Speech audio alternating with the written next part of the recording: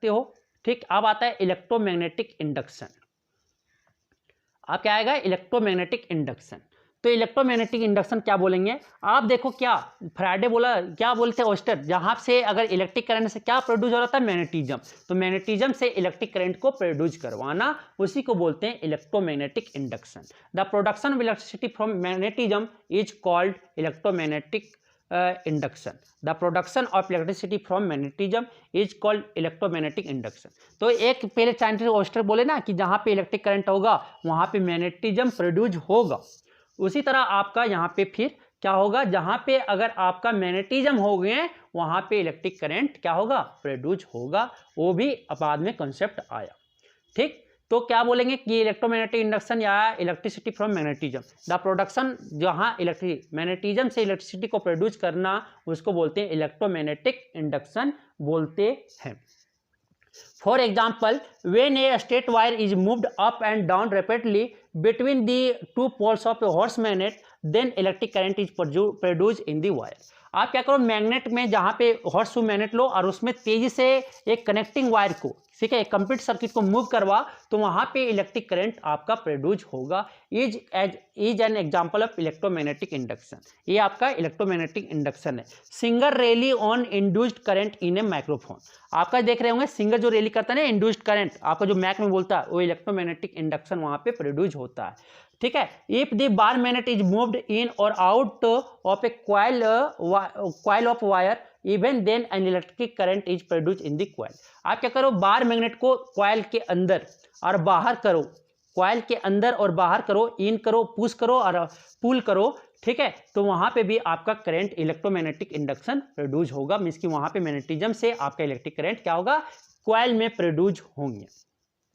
This is also an example of electromagnetic induction. ठीक है, ये समझ आ गया। अब आता क्या, द प्रोसेस कौन खोजे थे, मिचेल फैराडे और अमेरिकन साइंटिस्ट जोसेफ हेनरी, दोनों मिलके 1831 ईस्वी में आपका क्या, ये फिनोमिनन इलेक्ट्रोमैग्नेटिक इंडक्शन का प्रोडक्शन किए थे। ठीक है, the phenomenon of electromagnetic induction was discovered by British scientist Michael जो पढ़ो Faraday and American scientist Joseph Henry independently in 1831। 1831 ईस्वी में इलेक्ट्रोमैग्नेटिक इंडक्शन का खोज किए थे। अब इंड्यूस्ड करंट किसको बोलते हैं, जहां पे पहले इंड्यूस्ड ईएमएफ आएगा, उसके बाद आपका इंड्यूस्ड करंट आएगा। The current produced by moving a straight wire in a magnetic field is called induced current. कि जहां पे जिस मैग्नेटिक फील्ड के कारण आपका क्या स्ट्रेट वायर में आपका करंट प्रोड्यूस हो जाए, स्ट्रेट वायर मूविंग में के द्वारा करंट प्रोड्यूस हो जाए, उसी को तो इंड्यूस्ड करंट कहते हैं। द ईएमएफ प्रोड्यूस्ड या the voltage produced by moving a straight wire in a magnetic field is called induced voltage. Induced EMF भी पूछा जा सकता है कि इंड्यूस्ड ईएमएफ क्या है, तो the voltage produced by moving a straight wire in a, पहले इंड्यूस्ड ईएमएफ होता है फिर इंड्यूस्ड करंट होता है। मीन्स कि क्या बोले कि एक मैग्नेटिक फील्ड में अगर वायर को मूव करवा दे और वहां पे करंट या वोल्टेज प्रोड्यूस हो जाए, तो उसी करंट को क्या बोलते हैं, हम बोलते हैं इंड्यूस्ड करंट बोलते हैं, या उसी वोल्टेज को क्या बोलते हैं, इंड्यूस्ड वोल्टेज बोलते हैं। कौन खोजे थे, मिचेल फ्राइडे और जोसेफ हेनरी 1831 ईस्वी में इस फेनोमेनन का डिस्कवर किए थे। कौन, electromagnetic induction, EMI। The process of electromagnetic induction has held to the construction of generators for producing electricity at power stations। अब वही प्रोसेस का इलेक्ट्रोमैग्नेटिक इंडक्शन का प्रोसेस का जो है कंस्ट्रक्शन करके आपका जनरेटर में से आपका इलेक्ट्रिसिटी प्रोड्यूस, पावर स्टेशन से पर आपका इलेक्ट्रिसिटी प्रोड्यूस करवाने लगे, कंस्ट्रक्ट किए। कौन बेसिस पे, इलेक्ट्रोमैग्नेटिक इंडक्शन पे। Before we describe experiment to demonstrate the phenomenon of electromagnetic induction, we should know something about galvanometer। galvanometer क्योंकि आपका galvanometer एक ऐसा सेंसिटिव डिवाइस है जो माइक्रो करंट को, मिली करंट को आपको मेजर कर सकता है, बहुत छोटा करंट को मेजर कर देता है। तो एक गैल्वेनोमीटर किसको बोलेंगे, an instrument which can detect the presence of electric current in A circuit. जो सर्किट में अगर इलेक्ट्रिक करंट प्रेजेंस है तो उसको डिटेक्ट कर देता है, फाइंड कर देता है। कौन, गैल्वेनोमीटर। एक एमीटर जो है, एमीटर बहुत बड़ा करंट को मेजर करता है, वो माइक्रो करंट को नहीं मेजर कर पाता है, लेकिन गैल्वेनोमीटर आपको माइक्रो करंट को भी, छोटा से छोटा करंट को भी मेजर कर देता है। गैल्वेनोमीटर हमेशा सर्किट के सीरीज में कनेक्टेड होता है। It is connected in circuit with series in circuit, circuit के साथ आपका किसमें जुड़ता है, सीरीज में लगता है। When no current is flowing through a galvanometer its pointer is at zero mark, अगर कोई करंट अगर नहीं फ्लो करेगा तो वहां पे जो पॉइंटर होगा जहां पे जीरो होगा, जीरो मार्क पे आपका लगा रहेगा। In the centre of semi circular arc, एक कैसा होता है सेमी सर्कुलर आर्क होता है और ये मिडिल में उसके पास जीरो होता है और दोनों तरफ मूव कर सकता है, लेफ्ट में भी और राइट में भी। When an electric current passes through the galvanometer, then its pointer deflect either to the left side of the zero mark or to the right of the zero mark, ये दोनों तरफ move कर सकता है जब current उसमें पास हो जाए तो, ठीक है। Depending on the direction of current, current के डायरेक्शन पे डिपेंड करेगा किस डायरेक्शन में करंट है। अब उसको हम डिस्क्राइब करते हैं, ठीक है। अब एक्सपेरिमेंट को डिस्क्राइब करते हैं। गैल्वेनोमीटर को आपको समझ में आ गया। गैल्वेनोमीटर एक ऐसा डिवाइस है जो करंट को, सर्किट के करंट को, इलेक्ट्रिक करंट को, प्रेजेंस को डिटेक्ट करता है। ये हमेशा सीरीज में ज्वाइन रहता है और अगर उसमें कोई करंट नहीं है गैल्वेनोमीटर में तो वो जीरो रीडिंग, मतलब कि वो मिडिल में रहेगा, जीरो मार्क पे रहेगा। जैसे उस पर गैल्वेनोमीटर में करंट पास करवा दिए आपका वो पॉइंटर डिफ्लेक्ट करेगा, ठीक है, किधर, आइदर लेफ्ट साइड और right side zero mark, zero mark के लेफ्ट साइड और राइट साइड में किधर भी मार्क आपका डिफ्लेक्ट करेगा। वो किस पे डिपेंड करेगा, डायरेक्शन ऑफ करंट पे।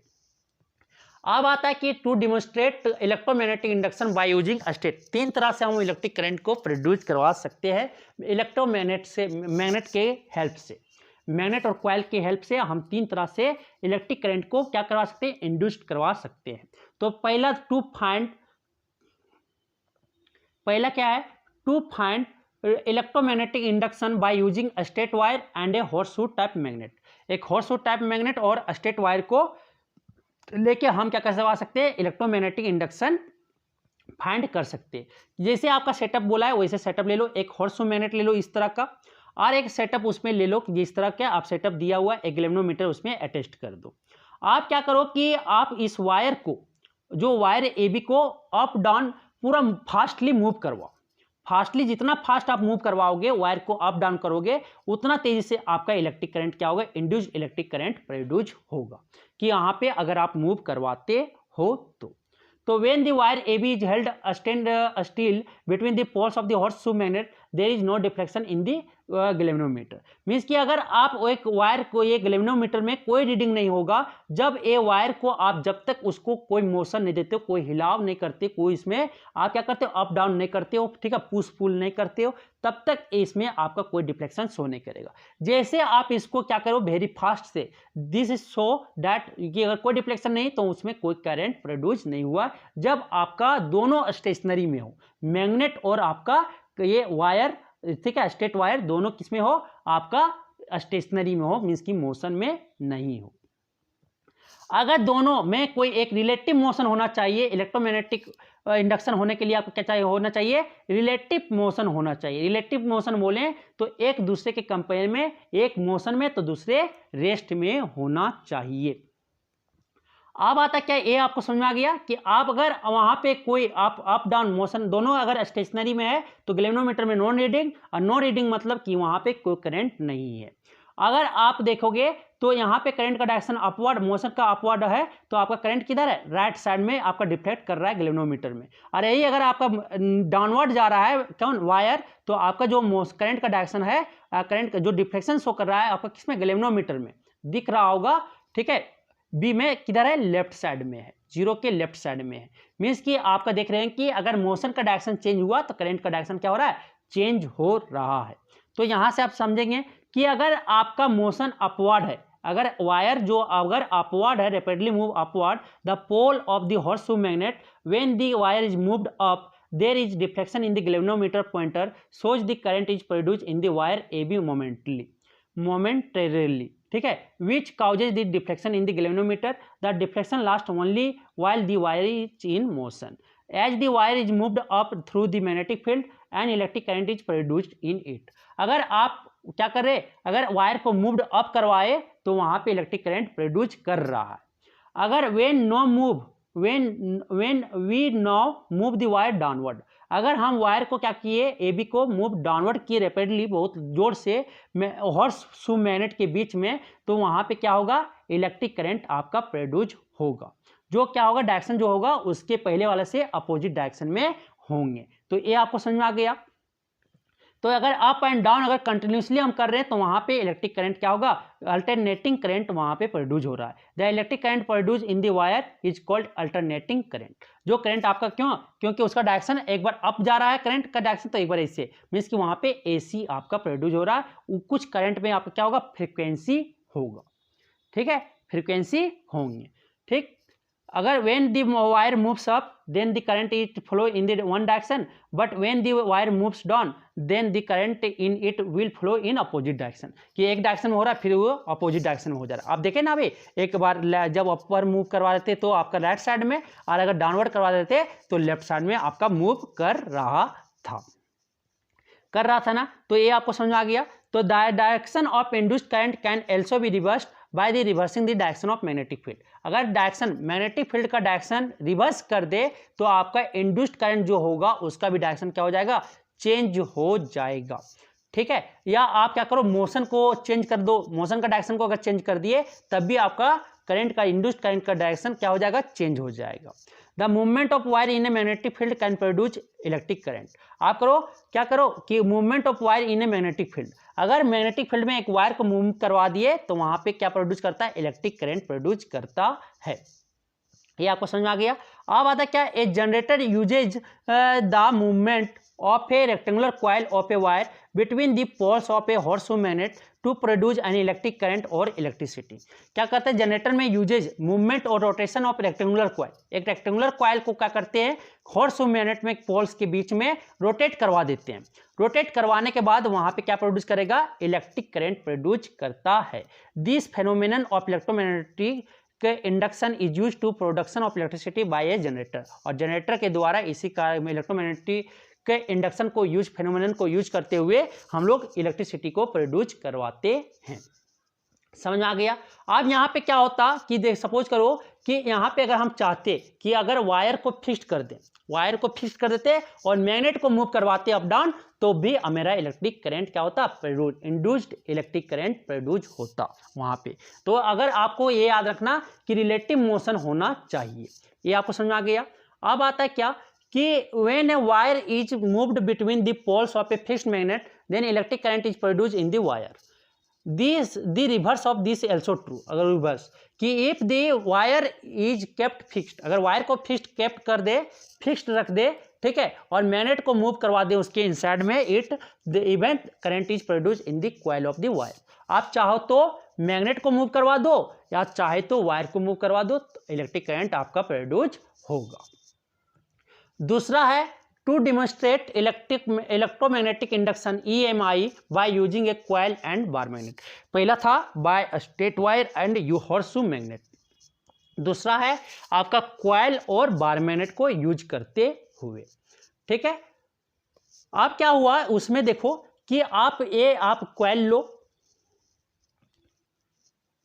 कॉइल है, यहाँ पे आपका क्या बार मैग्नेट है, ठीक है, बार मैग्नेट है, ये नॉर्थ पोल है, ये साउथ पोल है, ठीक। आप क्या आएगा तो ये दूर जाएगा, तो आपको पता है ना कि क्या जनरेट करेगा, पोल आपको पता है कि कैसे आएगा, तो आने दे लेंज लो बताएं, ठीक है, बता रहे हैं क्या है, ठीक। अब यहाँ पे क्या हुआ कि करंट यहाँ पे नॉर्थ पोल आएगा कि जो साउथ पोल आएगा वो हमको बताना है। तो यहाँ पे आप जो आया कॉइल, जो कॉइल अगर रेस्ट में, दोनों रेस्ट में है, ठीक है, स्टेशनरी में, तो आपका गैल्वेनोमीटर में कोई डिफ्लेक्शन शो नहीं करेगा, गैल्वेनोमीटर में कोई डिफ्लेक्शन शो नहीं करेगा क्योंकि दोनों रेस्ट में है।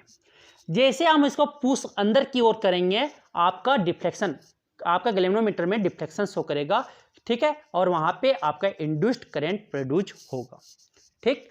दूसरा में अगर वो पूरे तरह अंदर ले गए और यहाँ पे आप बंदर की तरह पे वहाँ पे रेस्ट हो गया, कुछ देर समय के लिए रेस्ट होगा, पूरा अंदर कर दिए, आपका कॉइल के अंदर ले गए, ठीक है, तो वहाँ पे रेस्ट, तो वहाँ पे भी आपका कोई डिफ्लेक्शन शो नहीं करेगा क्योंकि दोनों रेस्ट में आ गया। जब पूरी तरह अंदर चला गया तो आप फिर क्या होगा, जब इसको खींच के बाहर लाएंगे, पुल करके खींच के बाहर लाएंगे तो मोशन ऑफ मैग्नेट होगा, तो वहाँ पे आपका इंड्यूस्ड, आपका डिफ्लेक्शन शो मिलेगा, कहाँ पे, करंट फ्लोज में।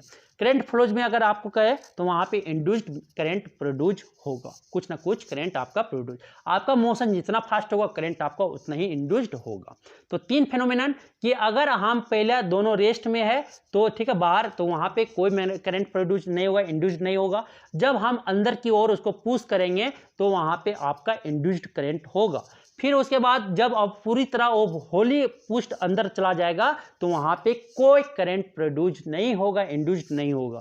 फिर उसको जब हम पुल करके बाहर निकालेंगे तो वहाँ पे आपका क्या करंट इंड्यूस्ड होगा।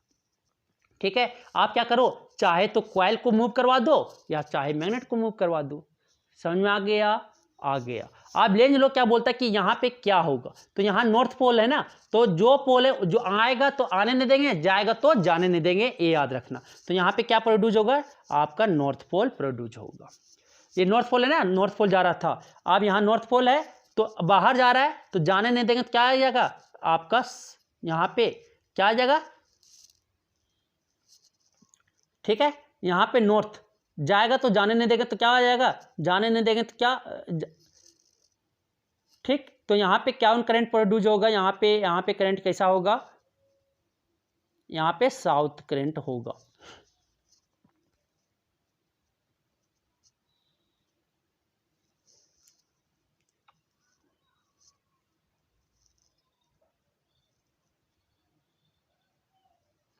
यहाँ पे साउथ करंट होगा, क्योंकि अगर दूर जा रहा है तो साथ जा रहा है तो जाने नहीं देंगे। तो नॉर्थ पोल है ना, नॉर्थ पोल है तो ये क्या कहेगा, जाने नहीं देंगे, तो क्या हो जाएगा साउथ पोल, आने नहीं देंगे।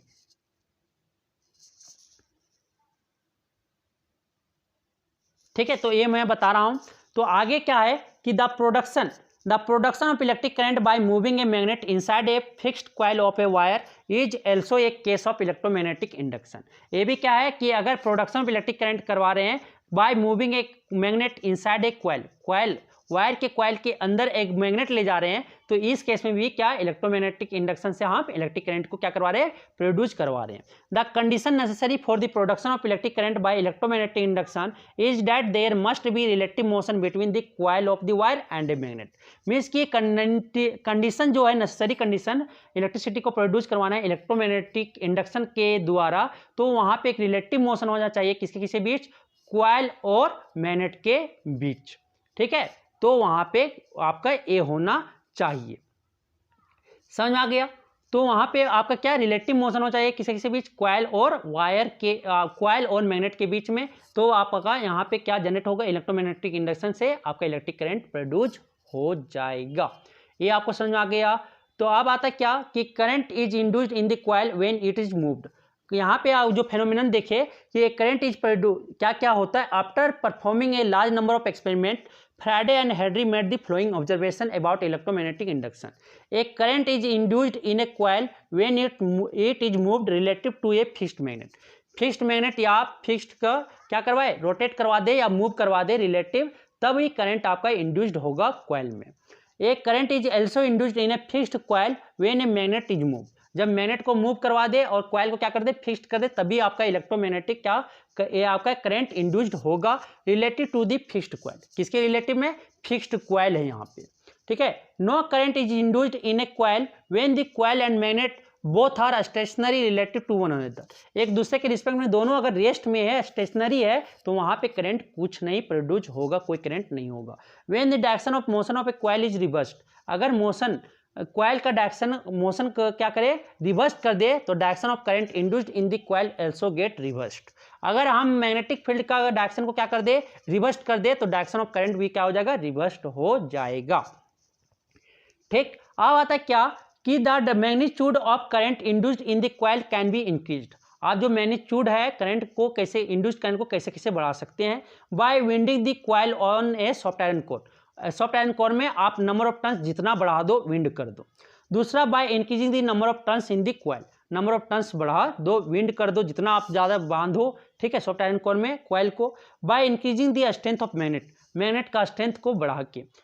चौथा है by increasing the speed of rotation of the coil और मैग्नेट। आप क्या करो, स्पीड जो है रोटेशन का या मूवमेंट का मैग्नेट का या कॉइल का, वो क्या कराओ, स्पीड बढ़ा दो, इंक्रीज कर दो, वो आपका क्या हो जाएगा, आपका क्या हो जाएगा, ये करंट का मैग्नीट्यूड बढ़ जाएगा। Directly proportional to magnetic field strength, directly proportional to number of turn, directly proportional to speed. ठीक है, इसके डायरेक्टली प्रोपोर्शनल होता है, तीनों को बढ़ाओगे तो आपका मैग्नीट्यूड जो है करंट का, इंड्यूस्ड करंट का, वो क्या हो जाएगा, बढ़ जाएगा, इंक्रीज कर जाएगा। और अगर विंड का, अगर आपका जो कॉइल का है वो अगर बढ़ा देते हो सॉफ्ट आयरन कोर में, तब भी आप करंट का जो है इंड्यूस्ड वो भी आपका बढ़ जाएगा।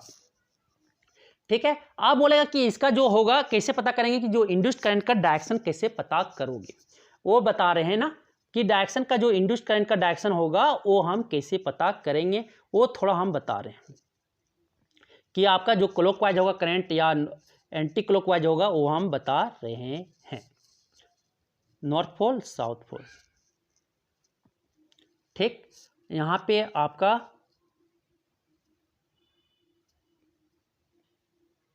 आपका यहाँ नॉर्थ पोल साउथ पोल ये दूर जाएगा ना। फिर यहाँ पे आपका ये गैल्वेनोमीटर लगा दिए, ये आपका साउथ पोल इधर आएगा, साउथ पोल इधर नॉर्थ पोल ना, तो ये आपको मानो नज़दीक जा रहा है। ठीक, लेंज लोग क्या बोले थे, ये आपको 12 में पढ़ने का टॉपिक है, थोड़ा सा यहाँ में इसको ले रहे हैं क्योंकि डायरेक्शन को निकालने के लिए, यहाँ पे क्या साउथ पोल, यहाँ पे क्या नॉर्थ पोल, ये क्या जा रहा है, दूर जा रहा है। तो क्या बोला कि अगर मेरे आओगे तो आने नहीं देंगे और जाएगा तो जाने नहीं देंगे। ठीक है, आएगा तो आने नहीं देंगे और जाएगा तो जाने नहीं देंगे। ठीक, आएगा तो आने नहीं देंगे और जाएगा तो जाने नहीं देंगे। ठीक, तो आ रहा है ना, आएगा तो आने नहीं देंगे, आएगा तो आने नहीं देंगे और जाएगा तो जाने नहीं देगा। तो यहाँ पे क्या हो जाएगा, साउथ पोल जनरेट हो जाएगा इधर, और इधर क्या हो जाएगा, नॉर्थ पोल जनरेट हो जाएगा।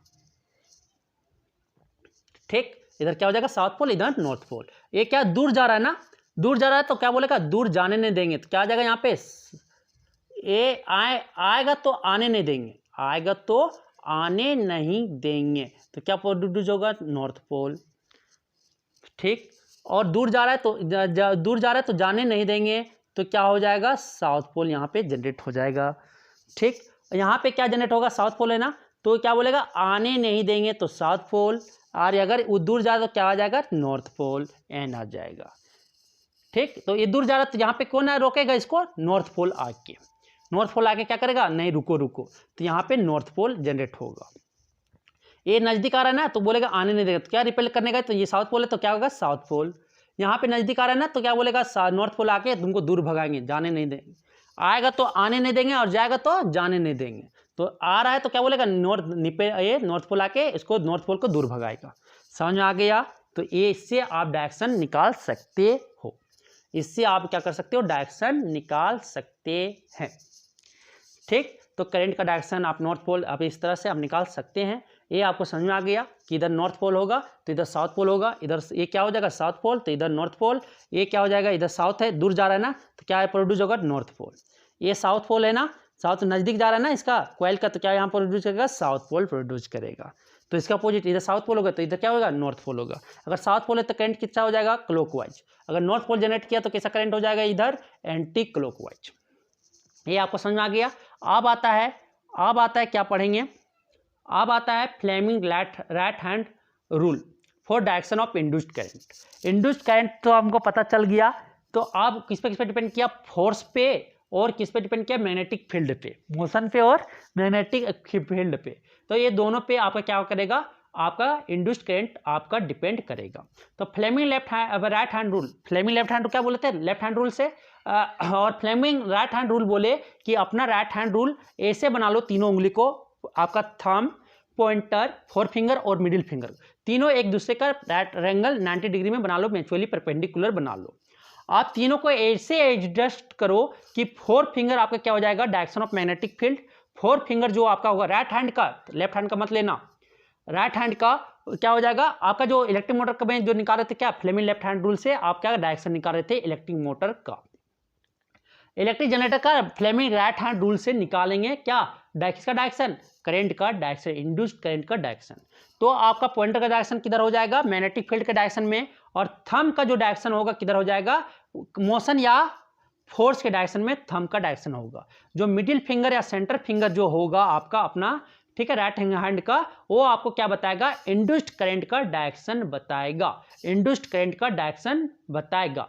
तो फ्लेमिंग राइट हैंड रूल बोला था, according to Fleming right hand rule, ठीक है, क्या बोले थे कि hold the thumb the four finger and centre finger of our right hand at right angle to one another, तीनों का कैसा रखो, राइट एंगल पे बना के रख लो हमारा हैंड में।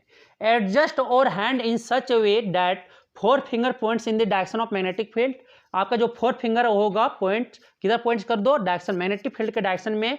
Thumb points in the direction of motion of conductor, thumb को उधर पॉइंट करो जिधर कंडक्टर के मोशन के डायरेक्शन ऑफ फोर्स के डायरेक्शन में को, ठीक है। जो direction in which centre finger points, जिधर आपका सेंटर फिंगर का डायरेक्शन होगा, gives the direction of induced current in the conductor, वो क्या कंडक्टर का इंड्यूस्ड करंट का क्या देगा, डायरेक्शन देगा, ठीक है, इंड्यूस्ड करंट। तो ये आपको फ्लेमिंग राइट हैंड रूल समझ आ गया कि तीनों फिंगर राइट हैंड का थंब, पॉइंटर और मिडिल फिंगर आप तीनों परपेंडिकुलर बना दो।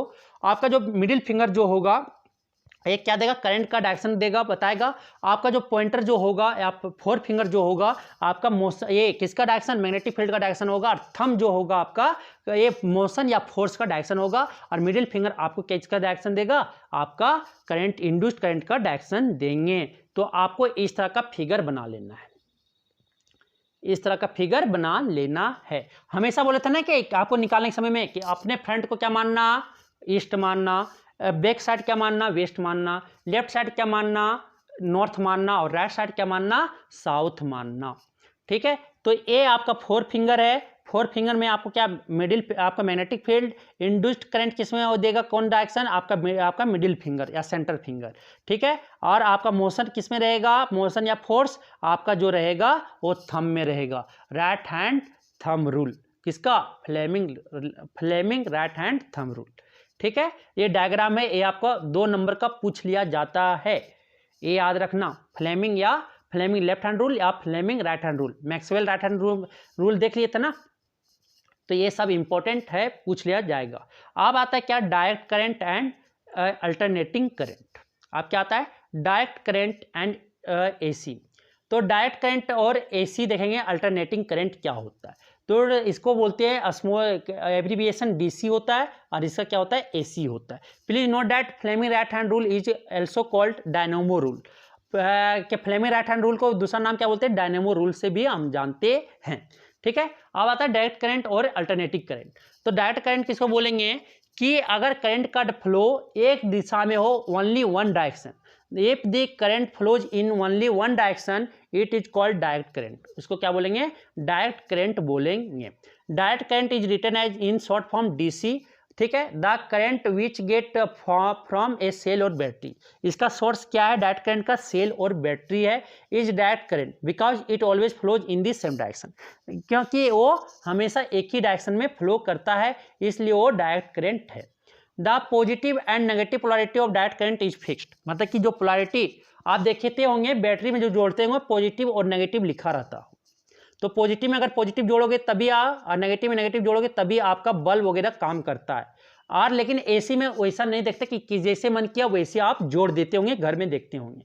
तो पॉजिटिव और नेगेटिव जो पोलैरिटी होता है डायरेक्ट करंट का वो फिक्स्ड होता है। तो आप जैसे याद रखते सकते हो डीसी के बारे में ये सब कि the current flow in only one direction is known as direct current. Direct current का शॉर्ट फॉर्म होता है डीसी, और इसका current which get the source of direct current is cell and battery because it always flow in same direction. The polarity of positive and negative of direct current is fixed, ठीक है। Some of the sources of direct current are dry cell battery, car battery, DC generator. ये सब क्या है, आपके source हैं direct current का। अगर करंट का डायरेक्शन चेंज करे इक्वल इंटरवल ऑफ टाइम में, if the current reverses a change, if current change direction after equal interval of time, एक इक्वल इंटरवल ऑफ टाइम के बाद क्या करे, करंट का डायरेक्शन को चेंज करे, तो it is called alternating current, ठीक है। डीसी में आपका फ्रीक्वेंसी नहीं होता, जीरो फ्रीक्वेंसी होता है, क्योंकि उसमें करंट का डायरेक्शन चेंज नहीं कर रहा है, पोलैरिटी चेंज नहीं कर रहा है। लेकिन एसी में आपका फ्रीक्वेंसी होता है, आपका जो इंडिया का बेस्ट है वो 50 हर्ट्ज पे काम कर रहा है। SI unit of frequency, number of cycles completed in 1 second is called frequency, इसी को बोलते हैं। ठीक है, alternating current is written in short form as AC, इसको किस में लिखते हैं, AC के फॉर्म में लिखते हैं। Most of the power station in India generate alternative current, जो पावर स्टेशन है इंडिया का वो क्या जनरेट कर रहा है, AC आपका अल्टरनेटिव करंट प्रोड्यूस कर रहा है। The alternative current produce in India reverses its direction every 100 second, means कि आप 1 सेकेंड को 100 भाग में बांटो और जो एक भाग होगा उस वन पार्ट में आपका करंट का डायरेक्शन क्या कर रहा है, चेंज कर रहा है। मीन्स कि जो इसका आपका है वो 50 हर्ट्ज होगा, ये क्या 50 हर्ट्ज हो रहा है। जो फ्रीक्वेंसी आपका इंडिया पे बेस्ड है वो किस पे, 50 हर्ट्ज AC पे बेस्ड है। मीन्स कि 100 सेकेंड में आपका क्या हो रहा है, 100 सेकेंड में आपका करंट का डायरेक्शन क्या कर रहा है, अल्टरनेटिव करंट का डायरेक्शन चेंज हो रहा है, रिवर्स हो रहा है। The positive and negative polarity of an alternating current is not fixed, आपका अल्टरनेटिंग करंट में पोलैरिटी जो है पॉजिटिव एंड नेगेटिव वो फिक्स्ड नहीं होता है। Some sources which produce alternating current are power house generator, car alternators, bicycle dynamos, ये सब प्रोड्यूस जो अल्टरनेटिव करंट का वो होता है, पावर हाउस जनरेटर होते हैं, कार अल्टरनेटर्स होता है, बाईसाइकिल डायनेमो। बाईसाइकिल डायनेमो आप देखे होंगे कि बाईसाइकिल में क्या किया जाता है कि यहाँ पे अटैच करके यहाँ पे बल्ब जलाया जाता होगा, पहले के जमाने अगर देखे होंगे तो उसी को बोलते हैं डायनेमो।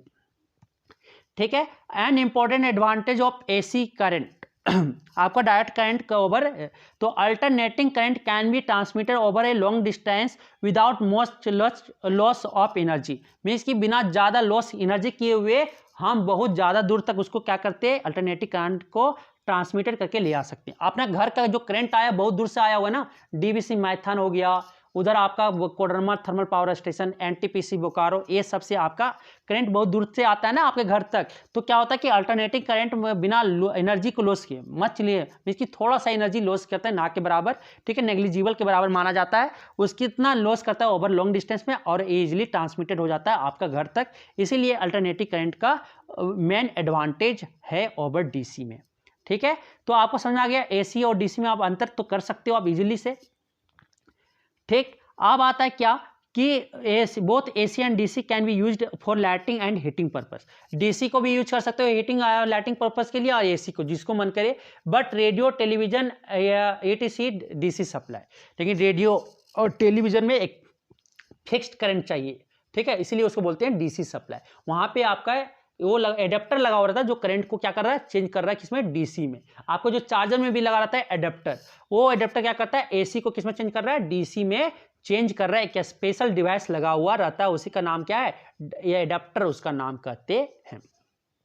अब आता है इलेक्ट्रिक जनरेटर। इलेक्ट्रिक जनरेटर एक वैसा डिवाइस है जो मैकेनिकल एनर्जी को इलेक्ट्रिकल एनर्जी में कन्वर्ट कर रहा है। The electric generator is a device which convert mechanical energy into electrical energy. आपको याद रखना, इसका डायरेक्शन निकालने के लिए किस पे यूज करते हैं, Fleming right hand rule, Fleming's right hand rule, और आपका इलेक्ट्रिक मोटर का फ्लेमिंग लेफ्ट हैंड रूल। ठीक है, ये small generator is called dynamo, जो छोटा जनरेटर होता है उसको बोलते हैं डायनेमो। ठीक है, for example small dynamo generator used on bicycle board for lightning purpose is called bicycle dynamo. Bicycle dynamo आप देखे होंगे साइकिल में लगा रहता था, चक्का में फिर सेट करके फिर घूमता था, फिर वो इससे इलेक्ट्रिसिटी आपका क्या बल्ब जलता था, वो उसको बोलते हैं बाईसाइकिल डायनेमो, आप पहले देखे होंगे। तो अब आता है प्रिंसिपल ऑफ इलेक्ट्रिक जनरेटर, कि जब इलेक्ट्रिक जनरेटर किस पे बेस्ड है, तो principle of electric generator is based on किसमें, EMI, electromagnetic induction. The electric generator works on the principle that when a state conductor is moved in a magnetic field, जब state conductor को magnetic field में move करवाएं, then current is induced in the conductor, और वहां पे current क्या होगा, induced होगा कंडक्टर में। उसी प्रिंसिपल पे आपका क्या है, इलेक्ट्रिक जनरेटर बेस्ड है, कि electric generator works on the principle that when a state conductor is moved in a magnetic field, जब मैग्नेटिक फील्ड में क्या करें, मूव करवाएं, तो एक current is induced in the conductor, वहां पे कंडक्टर में क्या होगा, इंड्यूस्ड करेगा। अब बोल सकते हैं EMI, अगर एक वर्ड में अगर भूल गए डेफिनेशन तो लिख देना इलेक्ट्रोमैग्नेटिक इंडक्शन। ठीक है, in an electric generator a rectangular coil is made to rotate rapidly in the magnetic field, magnetic field में क्या करें, रोटेट करवा दे। तो the poles of horseshoe type magnet ठीक है, between horseshoe type magnet के बीच में क्या करें, आप मूव करवा दो, तो when the coil rotates it cuts the magnetic field lines due to which a current is induced in the coil. ठीक है, करंट क्या होता है, कॉइल में आप ये मानो कि कॉइल ये है और यहाँ पे मैग्नेटिक फील्ड है, तो मैग्नेटिक फील्ड का स्ट्रेंथ क्या हो रहा है, चेंज हो रहा है। जैसे मूव करवा रहे हो तो मैग्नेटिक फील्ड का स्ट्रेंथ जितना ज़्यादा वो इंटर करेगा उतना ज़्यादा मैग्नेटिक आपका करंट इंड्यूस्ड होगा, और जितना कम आपका मैग्नेटिक फील्ड इसमें इंटर करेगा उतना ही कम आपका क्या करंट प्रोड्यूस होगा। Electric generator are of two types. Electric generator आपके दो तरह के होते हैं, एक एसी और एक आपका डीसी। अल्टरनेटिव करंट जनरेटर और दूसरा होता है डायरेक्ट करंट जनरेटर। दो तरह के जनरेटर आप देख सकते हो। मेन डिफरेंस दोनों में है क्या, एक में कम्यूटेटर लगा होता है और एक में स्लिप रिंग लगा हुआ रहता है। एसी में आपका स्लिप रिंग लगा हुआ रहता है और डीसी में आपका कम्यूटेटर या स्प्लिट रिंग लगा रहता है। मेन डिफरेंस दोनों का यही है। एसी जनरेटर का काम है एसी करंट प्रोड्यूस करवाना और डीसी जनरेटर का काम है आपका क्या, आपका डायरेक्ट करंट प्रोड्यूस करवाना। तो मतलब कि फ्रीक्वेंसी जो होता है इसमें आपका फ्रीक्वेंसी और टाइम जब देखेंगे किसमें, आपका डायरेक्ट करंट में, तो ए फिक्स होता है, लेकिन वही अगर फ्रीक्वेंसी और आपका टाइम देखें तो ये आपका क्या, ये चेंज करता है। ठीक, एसी आपका अप डाउन करता है किसमें, एसी में, एसी करंट, और यहाँ पे क्या है, डीसी करंट। ठीक, डीसी करंट में फ्रीक्वेंसी क्या होता है, आपका फिक्स्ड होता है, जीरो होता है। ठीक, फिक्स्ड होता है, लेकिन आपका इसमें क्या, एसी करंट में फिक्स्ड नहीं होता। इंडिया किस पे काम कर रहा है, 50 हर्ट्ज पे काम कर रहा है, वही आपका अमेरिका में 60 हर्ट्ज पे काम कर रहा है, 60 पर सेकेंड। ठीक है, 60 पर सेकेंड पे काम कर रहा है, कहाँ, आपका अमेरिका में। तो ये आपको समझ में आ गया। अब आता है AC generator. AC generator means alternating current generator. ठीक है, अब क्या बोलता है कि वो AC generator produce alternating current which reverses it direction continuously. AC generator is also known as alternator. AC generator को दूसरा नाम अल्टरनेटर से भी नाम से जानते हैं। अब एसी जनरेटर का वर्किंग प्रिंसिपल तो समझ में आ गया कि इलेक्ट्रोमैग्नेटिक इंडक्शन पे काम है। अगर स्टेट कंडक्टर को अगर मैग्नेटिक फील्ड में मूव करवा दे तो वहां पे इलेक्ट्रिक करंट क्या होगा, इंड्यूस्ड करेगा कंडक्टर में। इस प्रिंसिपल पे आपका जनरेटर बेस्ड है। आप पढ़ेंगे एसी जनरेटर का कंस्ट्रक्शन देखेंगे, तो कंस्ट्रक्शन में और वर्किंग प्रिंसिपल देखेंगे। तो वहां पे एक आर्मेचर कॉइल लेंगे या रेक्टेंगुलर कॉइल ABCD लेंगे। ठीक है, वहां पे हॉर्स शू मैग्नेट एक लेंगे जिसका नॉर्थ पोल और साउथ पोल होगा। कार्बन ब्रशेज लेंगे और स्लिप रिंग लेंगे। कार्बन ब्रशेज और स्लिप रिंग R1 और R2 लेंगे। ठीक है, और जिस तरह से आपका कनेक्शन दिखाया गया है, कनेक्शन इस तरह का कनेक्शन आपको बनाना है, इस तरह का फिगर बनाना है। ठीक, उसके बाद आपको यहाँ पे क्या, स्लिप रिंग का क्या है कि डायरेक्शन को आपका एक दिशा में करंट को, स्लिप रिंग का फंक्शन। ठीक है, और आपका इसके बाद कार्बन ब्रशेस का काम क्या है, कार्बन ब्रशेस का काम है कि स्लिप रिंग और आपका कनेक्टिंग वायर को कनेक्ट करके रखना।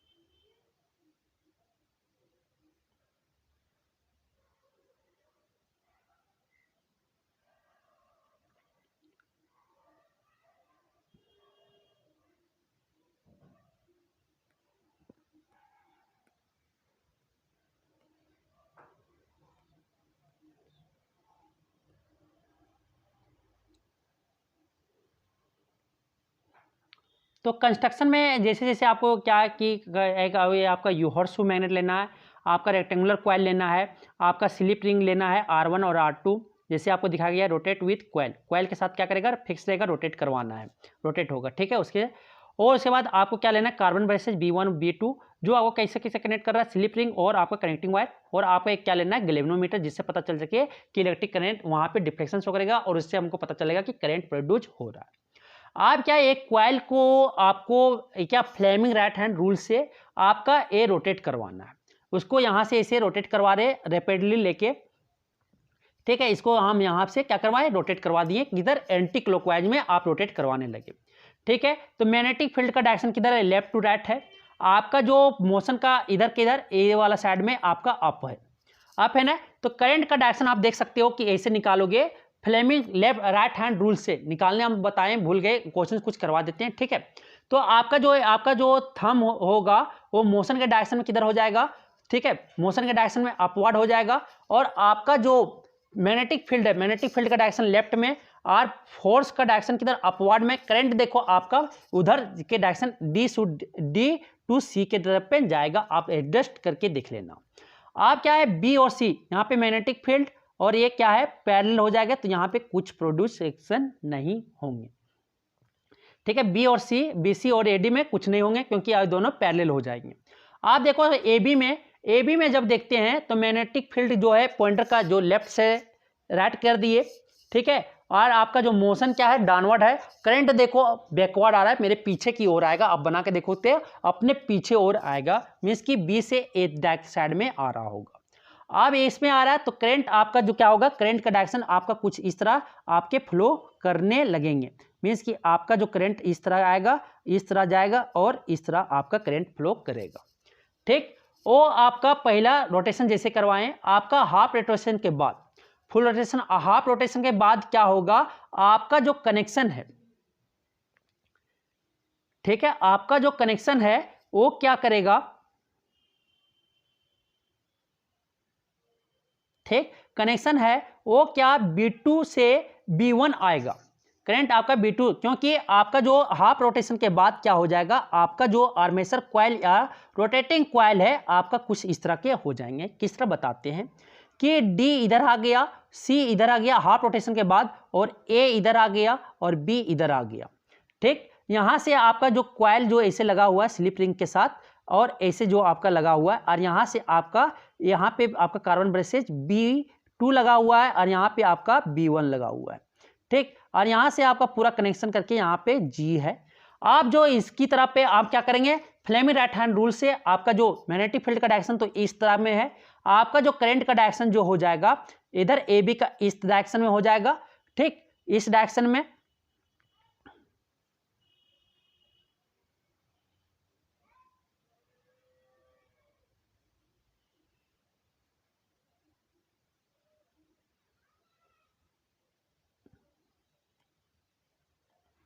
तो सी डी इधर हो जाएगा, तो सी डी में इसमें कनेक्शन था, और ये वाला जो स्लिप रिंग है इधर आ जाएगा, ठीक है, ये स्लिप रिंग इसमें आ जाएगा, और आपका जो कनेक्शन जो होगा ये वाला बी से B2 से B1 आ जा रहा होगा, B2 से B1 आएगा, मीन्स कि ये जो स्लिप रिंग है ये स्लिप रिंग होते हुए देखो कहाँ तक चला जाएगा, ये स्लिप रिंग होते हुए हाफ रोटेशन के बाद इधर आ जाएगा, इधर आ जाएगा, और ये वाला जो है वो आपका इधर आ जाएगा, इधर आ जाएगा ना, तो करंट जो का डायरेक्शन जो हो जाएगा आपका रिवर्स कर जाएगा, मीन्स कि एवरी हाफ रोटेशन के बाद आपका करंट का डायरेक्शन क्या करेगा, रिवर्स करेगा, हाफ रेवोल्यूशन के बाद आपका रिवर्स करेगा। मीन्स कि हम आपको ये बताना चाह रहे हैं, फिर से देखो ये जो कॉइल है कि पहला जो आपको समझ में आ गया, दूसरा हाफ रोटेशन के बाद आपका हाफ रोटेशन के बाद आपका जो होगा आपका स्लिप रिंग तो ये यही हो जाएगा, और ये जो है आपका ऐसे हो जाएगा, मीन्स कि आपका जो कार्बन ब्रेसेज वाला जो कनेक्टेज है यहाँ पे ऐसे आ जाएगा। आप बोला कि सर तार, तो इसका सेटअप ऐसे किया हुआ रहता है जो चेंज नहीं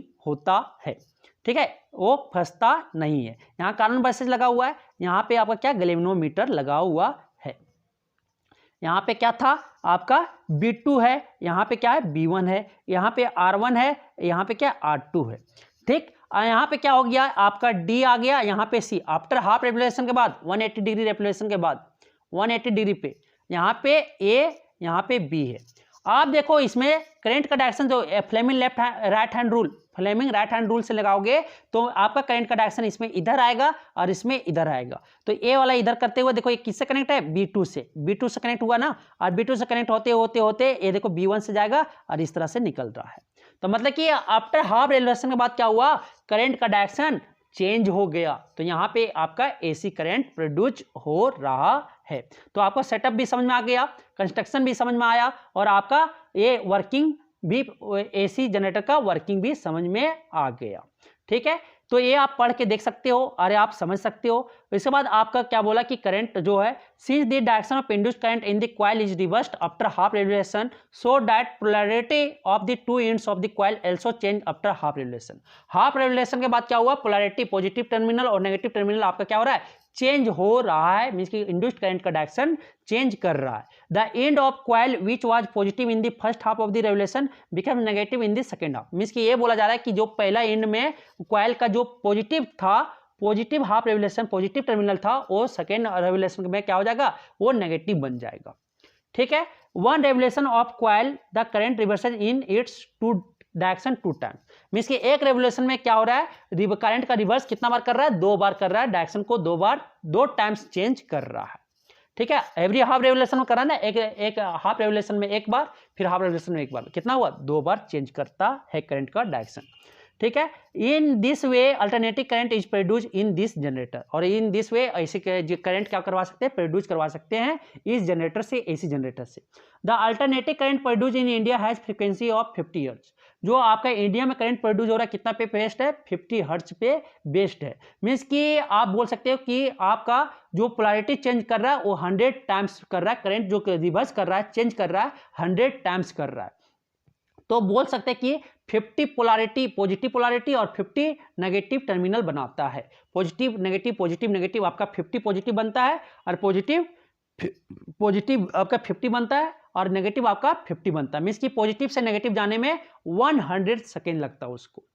100 को 1 सेकेंड को 100 पार्ट करो, और जो एक पार्ट होगा उतना सेकेंड में वो पॉजिटिव से नेगेटिव होने में समय लगाता है। This process is repeated again and again with the result that there is actually no positive and negative in the AC generator. Actually वहां पे पॉजिटिव नेगेटिव देखने को मिलता नहीं, लेकिन वो रिपीट करता है अगेन पॉजिटिव, अगेन क्या, ये पॉजिटिव नेगेटिव, अप डाउन आपका करंट ऐसे आपका होते रहता है कि पॉजिटिव बना नेगेटिव बना, पॉजिटिव बना नेगेटिव बना, ऐसे आपका चेंज होते रहता है। एक आपका साइन का फंक्शन वहां बनता है।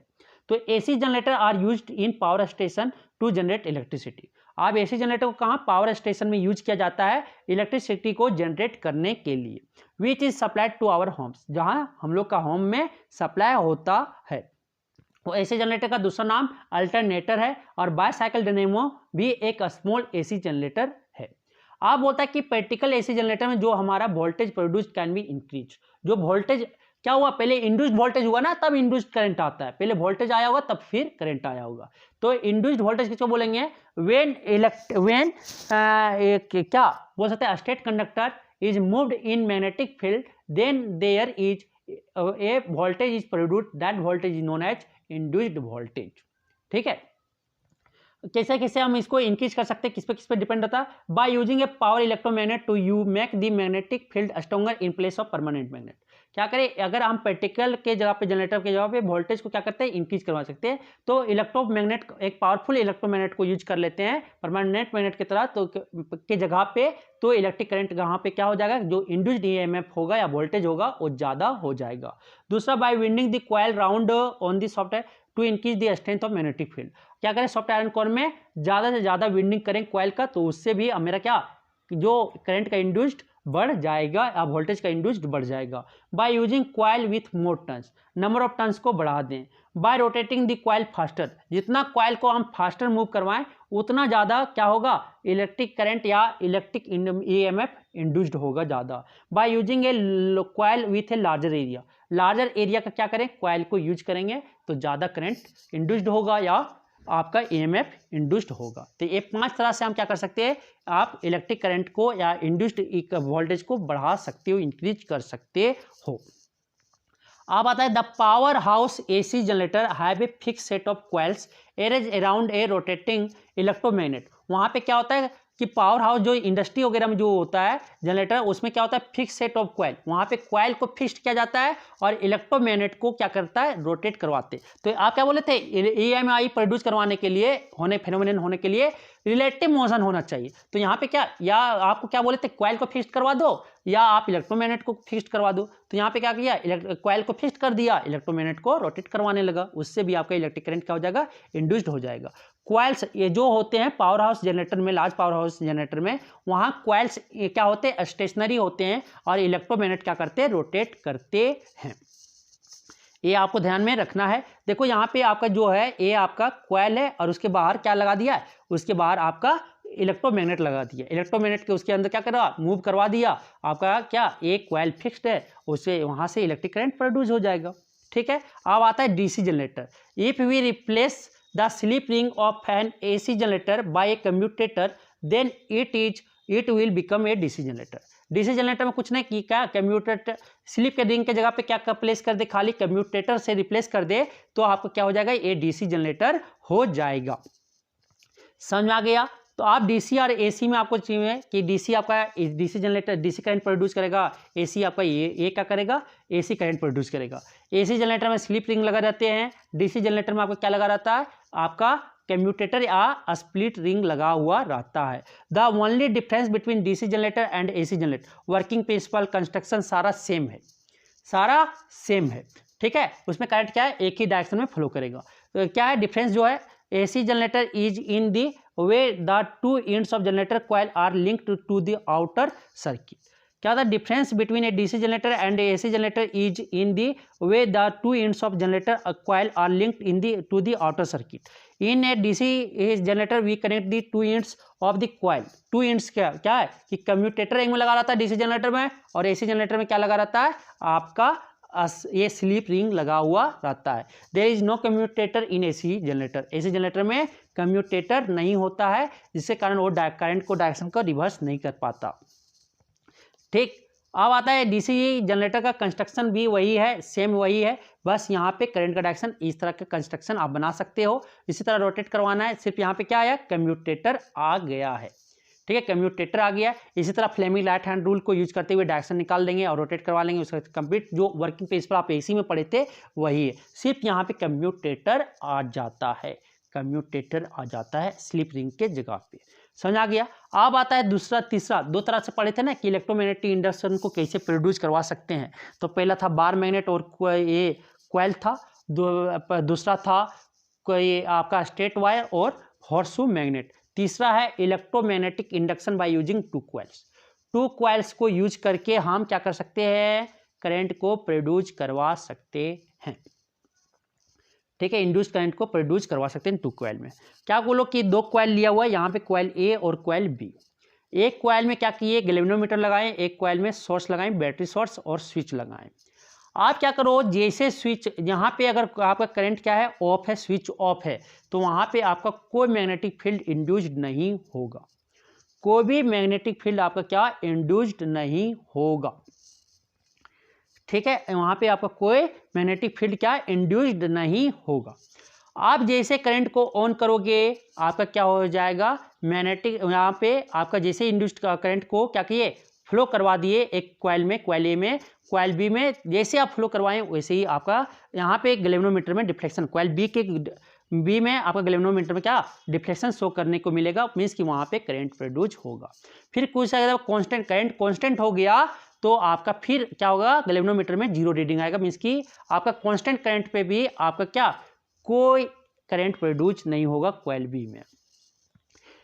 चौथा आपका क्या कि चौथा आपका ये है कि करंट को जैसे स्विच ऑफ किए तैसे ही आपका क्या मैग्नेटिक फील्ड चेंज होगा, स्ट्रेंथ चेंज होगा और आपका गैल्वेनोमीटर में रीडिंग होगा और आपका कॉइल में क्या करंट फ्लो करने लगेगा कॉइल बी में।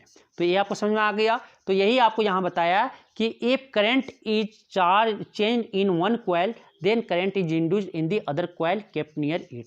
तो ये तीन चार पॉइंट समझ में आ गया ना कि अगर करंट अगर एक कॉइल में हम चेंज करते हैं तो दूसरा कॉइल में क्या होगा, करंट उसके नियर इट में करंट क्या होगा, इंड्यूस्ड होगा दूसरा कॉइल में।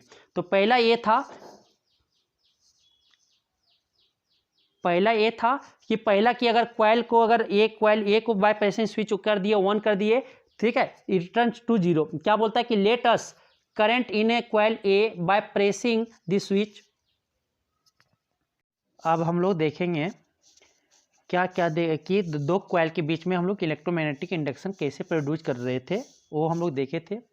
अब यहाँ पे हम देखेंगे कि let us pass current in coil A by pressing the switch. कि 3 स्टेप बताए ना कि 3 प्रोसेस की, अगर करंट अगर इसमें जैसे ऑन करोगे तब यहाँ पे आपका एक गैल्वेनोमीटर का डिफ्लेक्शन शो करेगा, तो मीन्स कि यहाँ पे इंड्यूस्ड करंट प्रोड्यूस हुआ। अगर करंट इसमें कांस्टेंट हो गया, सपोज कि 0 से पे 5 एम्पियर कांस्टेंट हो गया 5 एम्पियर में, तो यहाँ पे आपका डिफ्लेक्शन फिर क्या होगा, 0 पे पोजीशन शो करने लगेगा। फिर दूसरा, अगर एक स्विच को ऑन करेगा तभी आपका यहाँ पे डिफ्लेक्शन गैल्वेनोमीटर में शो करेगा और इंड्यूस्ड करंट प्रोड्यूस होगा। ठीक है। दूसरा, अगर करंट कांस्टेंट हो जाएगा तो गैल्वेनोमीटर पर 0 और इंड्यूस्ड करंट आपका क्या होगा, 0 होगा। और तीसरा कॉन्सेप्ट कि अगर जब स्विच ऑफ आप कर दिए कॉइल ए में, तो कॉइल बी में आपका क्या हो जाएगा, मैग्नेटिक वहाँ पे करंट इंड्यूस्ड होगा और आपका गैल्वेनोमीटर में रीडिंग शो करेगा। ठीक है। और जो गैल्वेनोमीटर में करेगा वो अपोजिट साइड में करेगा आपका। ठीक है। We keep on switching the current on and off in a coil rapidly. अगर आप क्या करो, switch off switch on switch off, light को ऑफ ऑन लाइट को ऑफ ऑन करो, आपको क्या होगा, इलेक्ट्रिक करंट इसमें प्रोड्यूस होते रहेगा, इंड्यूस्ड इलेक्ट्रिक करंट होते रहेगा। लेकिन एक आप याद रखना कि जब स्विच ऑफ रहेगा उस समय नहीं, अगर आप एक करंट कांस्टेंट हो जाएगा उस समय आपका इंड्यूस्ड करंट नहीं होगा। जैसे आप स्विच ऑफ किए उस समय आपका यहाँ पे इंड्यूस्ड करंट प्रोड्यूस होगा कॉइल बी में, और आप जैसे करंट को ऑन किए उस समय आपका कॉइल बी में करंट इंड्यूस्ड होगा। मीन्स कि अगर आप स्विच डिस्को लगा दिए हो, ऑन ऑफ, तो आपका यहाँ इंड्यूस्ड करंट प्रोड्यूस होगा, इंड्यूस्ड करंट। ये आपको समझ में आया। तो coil A which causes induction is called primary coil and coil B in which current is induced is called secondary coil. Coil A को हम प्राइमरी कॉइल बोलते हैं, कॉइल बी को जिसमें इंड्यूस्ड होता है करंट उसको हम सेकेंडरी कॉइल बोलेंगे। ठीक। अब आता है नेक्स्ट आता है क्या, कि we will not explain why a change in current in coil A induced current in coil B. Means कि यहाँ पे अब ये हम समझेंगे कि वी विल नॉट एक्सप्लेन कि क्यों आपका कॉइल ए में अगर हम चेंज कर रहे हैं करंट को तो कॉइल बी में इंड्यूस्ड करंट हो रहा है, प्रोड्यूस हो रहा है। तो यहाँ पे when we switch on the current in a coil A it becomes an electromagnet. ये क्या बन जाता है, इलेक्ट्रोमैग्नेट बन जाएगा कॉइल ए, और produce a magnetic field around coil B, और कॉइल बी की तरफ क्या बनाएगा, आपका मैग्नेटिक फील्ड प्रोड्यूस करेगा। The effect is just the same as pushing a magnet into coil B। ये क्या हो गया, बार मैग्नेट की तरह हो गया कि क्या कॉइल को हम क्या कर रहे हैं, पुश कर रहे हैं, मैग्नेट को कॉइल की तरफ क्या कर रहे हैं, पुश कर रहे हैं। And induced current flows in coil B for a moment. और क्या होता है, एक समय के लिए आपका कॉइल बी में करंट फ्लो करता है। When the current in coil A becomes steady, और जहाँ करंट आपका क्या स्टेडी आ जाता है तो its magnetic field also become steady, means कि कांस्टेंट हो जाता है। The current in coil B stops, और कॉइल बी में आपका करंट क्या हो जाता है, स्टॉप हो जाता है। दूसरा पॉइंट कि when we switch off the current in coil A its magnetic field in coil B stop quickly, क्या हो जाता है, स्टॉप क्विकली हो जाता है। और this effect is just the same as pulling a magnet quickly out of a coil B. Coil B से क्या कर रहे हैं, मैग्नेट को आप बाहर तरफ खींच रहे हो, पुल कर रहे हो। And induced current produce flows in coil B in the opposite direction. क्या हो रहा है, कॉइल बी में आपका करंट इंड्यूस्ड हो रहा है। ठीक है। इसके बाद आगे आता है क्या, कि if the coil A is connected to alternating current when keeps on changing then a constant current will be induced in coil B.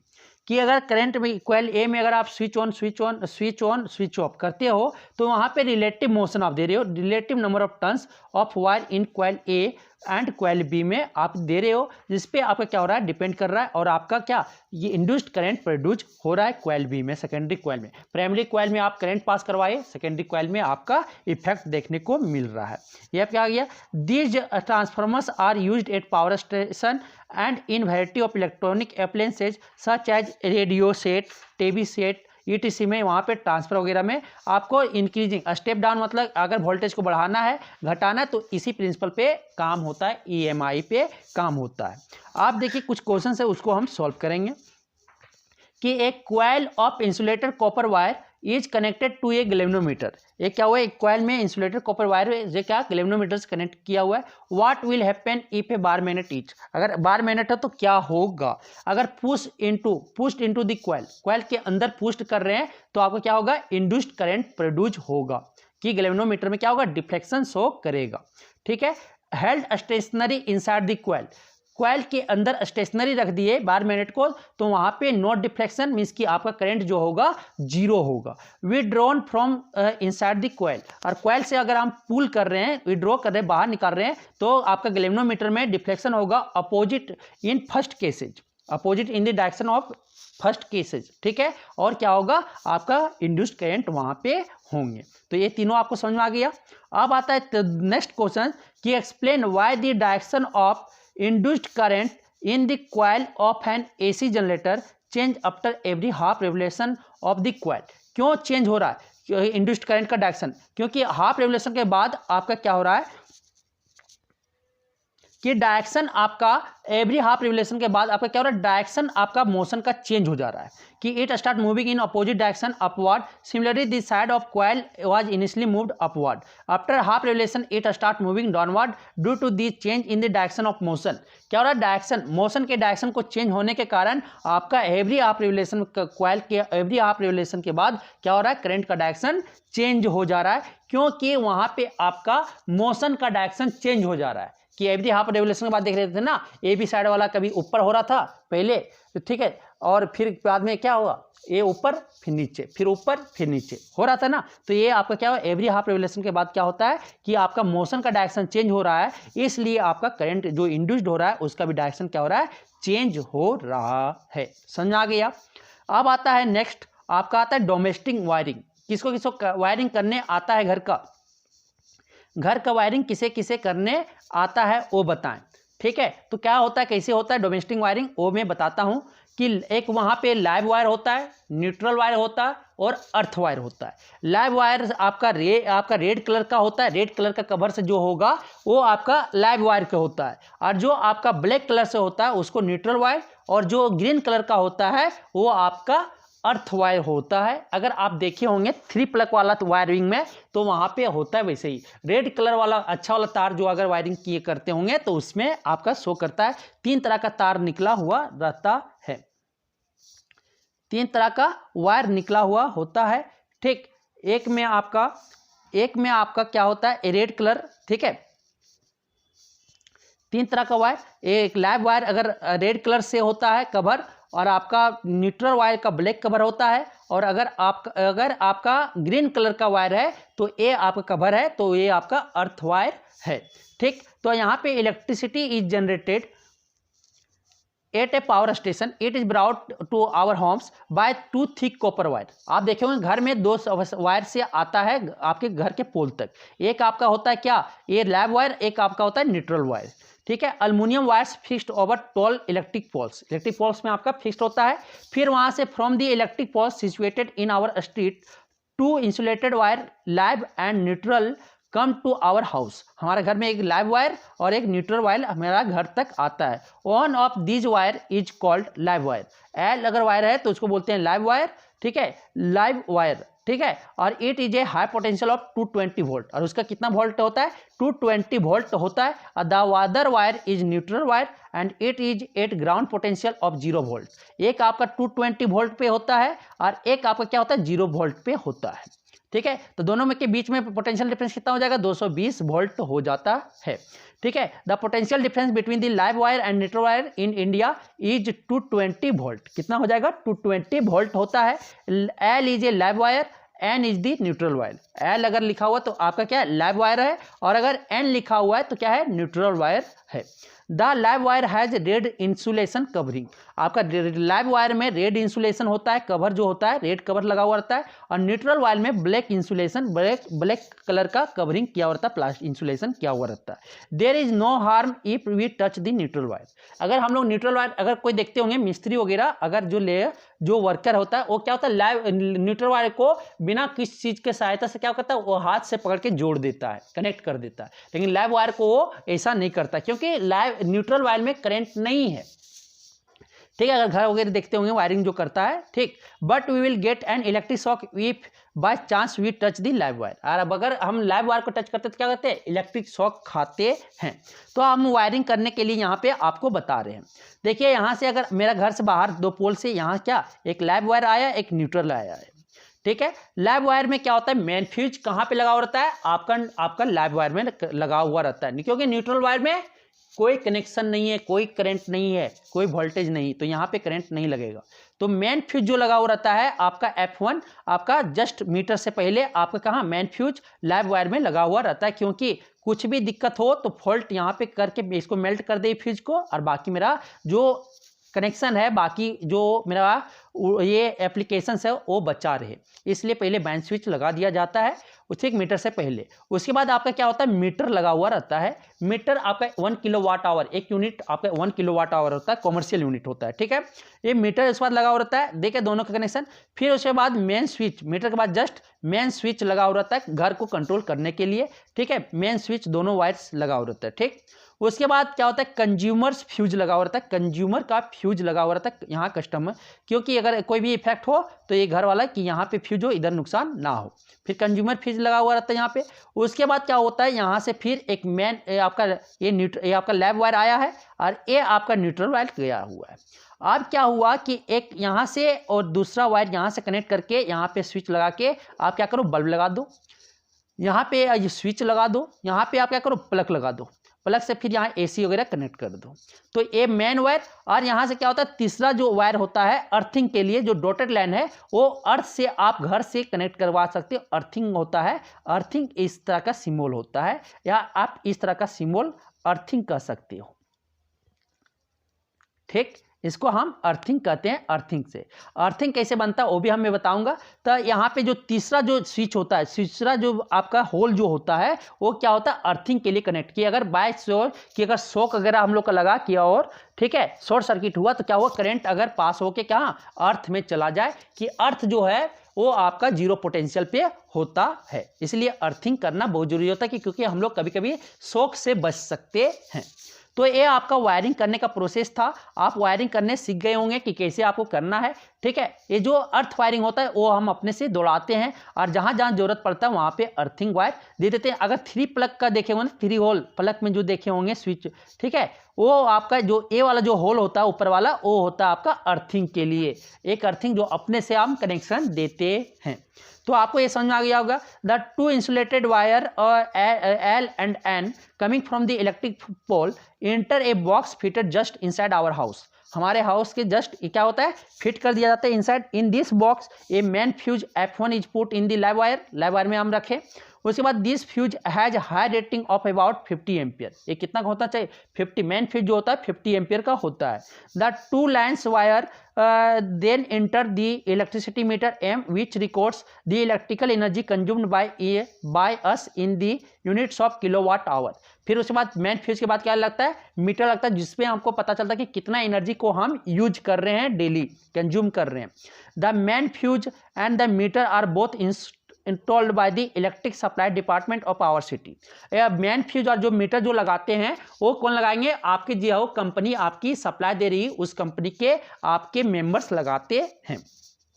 The 2 wires coming out of the meter are connected to the main switch S। और जो 2 wire जो आ रहा है आपका वो main switch में फिर हम लोग लगाते हैं न्यूट्रल वायर और आपका लाइव वायर, ठीक है। This main switch is to switch off the electricity supply when required as to repair any faults in the internal wiring. अगर कोई इंटरनल वायरिंग में डिफॉल्ट हो गया है तो दोनों कनेक्शन काटने के लिए मेन स्विच को क्या करते हैं, ऑफ कर देते हैं। After the main switch there is another fuse F2 in the live wire, और एक अनदर स्विच हम लोग लगाते हैं F2 कंज्यूमर फ्यूज उसका नाम है, इन द लाइव वायर में, ठीक है। हम लोग consumer, this is called consumer fuse. It is very important to note that here that usually there are 2 separate circuits in a house. 2 separate circuit होता है हाउस में, the lightning circuit with a 5 ampere fuse and the power circuit with a 15 ampere fuse. 2 तरह का fuse होता है, एक 5 ampere fuse और एक होता है 15 एम्पियर फ्यूज के लिए। इसलिए द लाइटनिंग सर्किट जो होता है is for running low power rating devices such as, ठीक है, bulb, light bulbs, tubelights, fans, radio, TV, etc. which draw a small current. On the other hand, power circuit is for running high power rating devices such as electric iron, room heater, geyser, electric stove, refrigerator, etc. which draw heavy current. Means कि जहाँ लो current चाहिए वहाँ पे 5 ampere का fuse लगाते हैं, और जहाँ पे हाई करंट चाहिए, ज़्यादा करंट चाहिए ये वहाँ पे हम लोग 15 एम्पियर का फ्यूज लगाते हैं। But to make the thing simple will describe only a lightning circuit with a 5 ampere fuse. लेकिन हम लोग डिस्क्राइब करने के लिए लाइटनिंग सर्किट का सिर्फ 5 एम्पियर फ्यूज के बारे में डिस्कस करेंगे। Each distribution circuit is provided with a separate fuse so that if a fault like short circuiting occurs in one circuit its corresponding fuse blows off but the other circuit remains unaffected.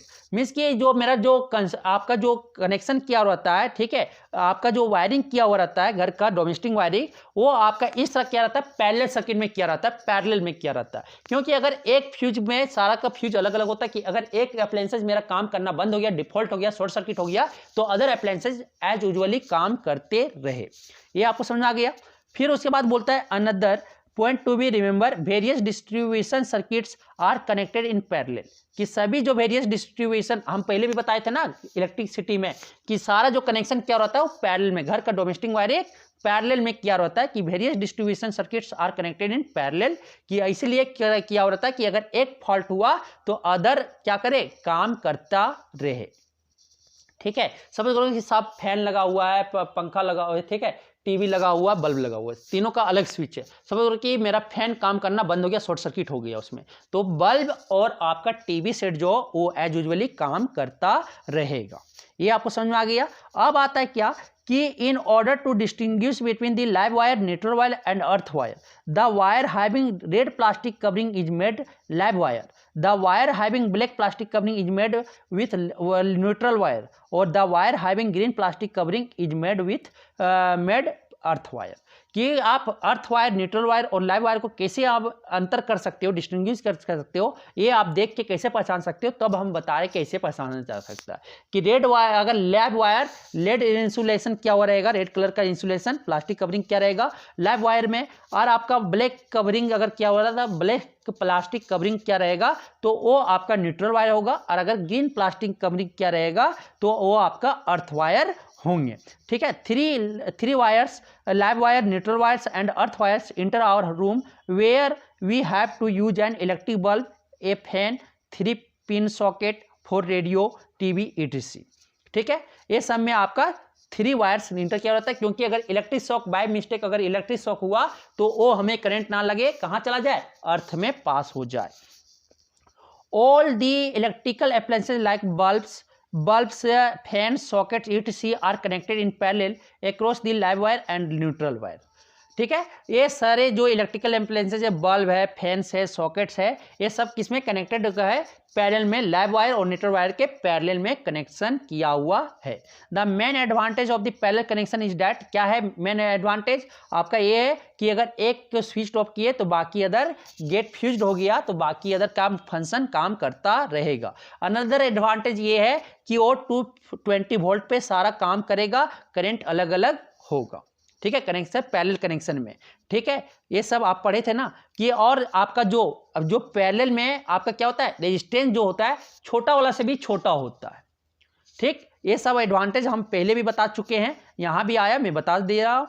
ठीक है, उसके बाद आप आता है आगे कि all the electrical appliances are provided with separate switches. Advantage इसका क्या है कि सारे इलेक्ट्रिकल अप्लायंसेज जितने भी है सबको सेपरेट स्विच दिया हुआ रहता है।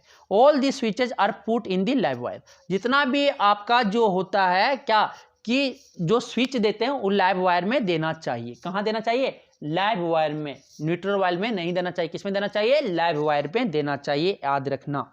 ठीक है, ठीक, आपको समझ में आ गया। अब आता है earthing of electrical appliances, means कि इलेक्ट्रिकल अप्लायंसेज को अर्थिंग करना। फॉर सम टाइम्स और other we have received an electric shock from electric iron room cooler, we will not discuss why we get electric shock and how it can be prevented, कि electric shock क्यों लगता है, ठीक है, और कैसे हम उसको बचा सकते हैं। In order to work an electrical appliances like an electric iron, electric kettle और room cooler, we need 2 wires for the supply line. हम लोग सप्लाई लाइन के लिए कितना चाहिए, 2 लाइन ही चाहिए, लाइव वायर और न्यूट्रल वायर। ठीक है, the live wire and neutral wire. ठीक, उसके बाद बोलता है due to wear and tear due to excessive heating. The plastic covering or insulation of the connecting wire get removed and get burns and live wire becomes necked. क्या हुआ कि ज़्यादा heat वहाँ पे अगर वायर करंट पास हुआ, current pass होने से एक्सेसिव हीट हुआ तो क्या हुआ कि जो प्लास्टिक कवर है वो मेल्ट हो जाएगा यार, क्या होगा, रिमूव हो जाएगा या बंट हो जाएगा, और लाइव वायर क्या हो जाएगा वहाँ पे नेक्ड मतलब नंगा हो जाएगा। ठीक है, नंगा होने के बाद वो क्या होगा, this naked live wire may touch the metal case of the electrical appliances due to which the case become live and come to the high voltage of 220 volt. और क्या होगा, ये जैसे लाइव हो जाएगा मेटालिक से या उटेंसिल जो वगैरह जो है या अप्लायंसेस जो है उस पर टच हो जाएगा, और उसके बाद 220 वोल्ट में वो काम हो जाएगा, वो कितना 220 वोल्ट का हो जाएगा। और जैसे हम इसको पकड़ोगे क्या होगा, इलेक्ट्रिक शॉक लगेगा। जैसे देखो यहाँ इलेक्ट्रिक केटल क्या हुआ, नंगा था, उसको जैसे पकड़ा इलेक्ट्रिक केटल को, क्या हुआ, करंट उसको इलेक्ट्रिक शॉक लगा, और देखो कैसे झिंझिना रहा है ये बालक। ठीक है, अब आता है क्या, it has been found that we don't get an electric shock we are standing on a wooden plank। अगर हम वुडन प्लैंक पे खड़े हैं और अगर पकड़ते हैं कभी कभी तो आपको क्या इलेक्ट्रिक शॉक नहीं लगता है। This is due to fact that wood act as insulator. Wood कैसा काम कर रहा है, इंसुलेटर की तरह काम कर रहा है। The circuit of current with earth does not get completed through our body. अब क्या हुआ कि जो आपका सर्किट है वो बॉडी के द्वारा कंप्लीट नहीं कर पा रहा है, क्योंकि वुड आपका आ गया, और वुड आ गया तो अर्थिंग नहीं हो पा रहा, और क्या करंट आपको नहीं लगता है, इलेक्ट्रिक शॉक नहीं लगता है। To avoid the risk of electric shock the metal body of an electrical appliances is earthed. इसीलिए क्या होता है कि इसी अवॉइड इलेक्ट्रिक शॉक को अवॉइड करने के लिए, बचने के लिए क्या करता है, रिस्क को हम लोग मेटल बॉडी को, इलेक्ट्रिकल अप्लायंसेज का मेटल बॉडी को क्या करते हैं, अर्थ कर देते हैं। अर्थ करने से क्या होता है, earth means to connect the metal case of electrical appliances to the earth. कि क्या हुआ, मेटल केस को में क्या करते हैं कि अर्थ से हम लोग इलेक्ट्रिकल अप्लायंसेज को क्या करते हैं, कनेक्ट कर देते हैं जीरो पोटेंशियल पर। जो होता है कि सारा जो आपका इलेक्ट्रिक करंट कहाँ से कहाँ फ्लो करता है, electric potential high potential to low potential, तो क्या हो जाएगा, हाई पोटेंशियल से कहाँ चला जाएगा, अर्थ में चला जाएगा, और हम इलेक्ट्रिक शॉक खाने से क्या हो जाएंगे, बच जाएंगे। Bye means of metal wire called earth wire. और इसी को क्या कहते हैं, जो मैं मीन्स जो अर्थिंग वायर किए उसी कहते हैं तो अर्थ वायर। ठीक है, in household circuit we have 3 wires, live wire, neutral wire and earth wire. Household circuit में कितना 3 तरह के वायर होते हैं आपके, live wire, neutral wire and earth wire.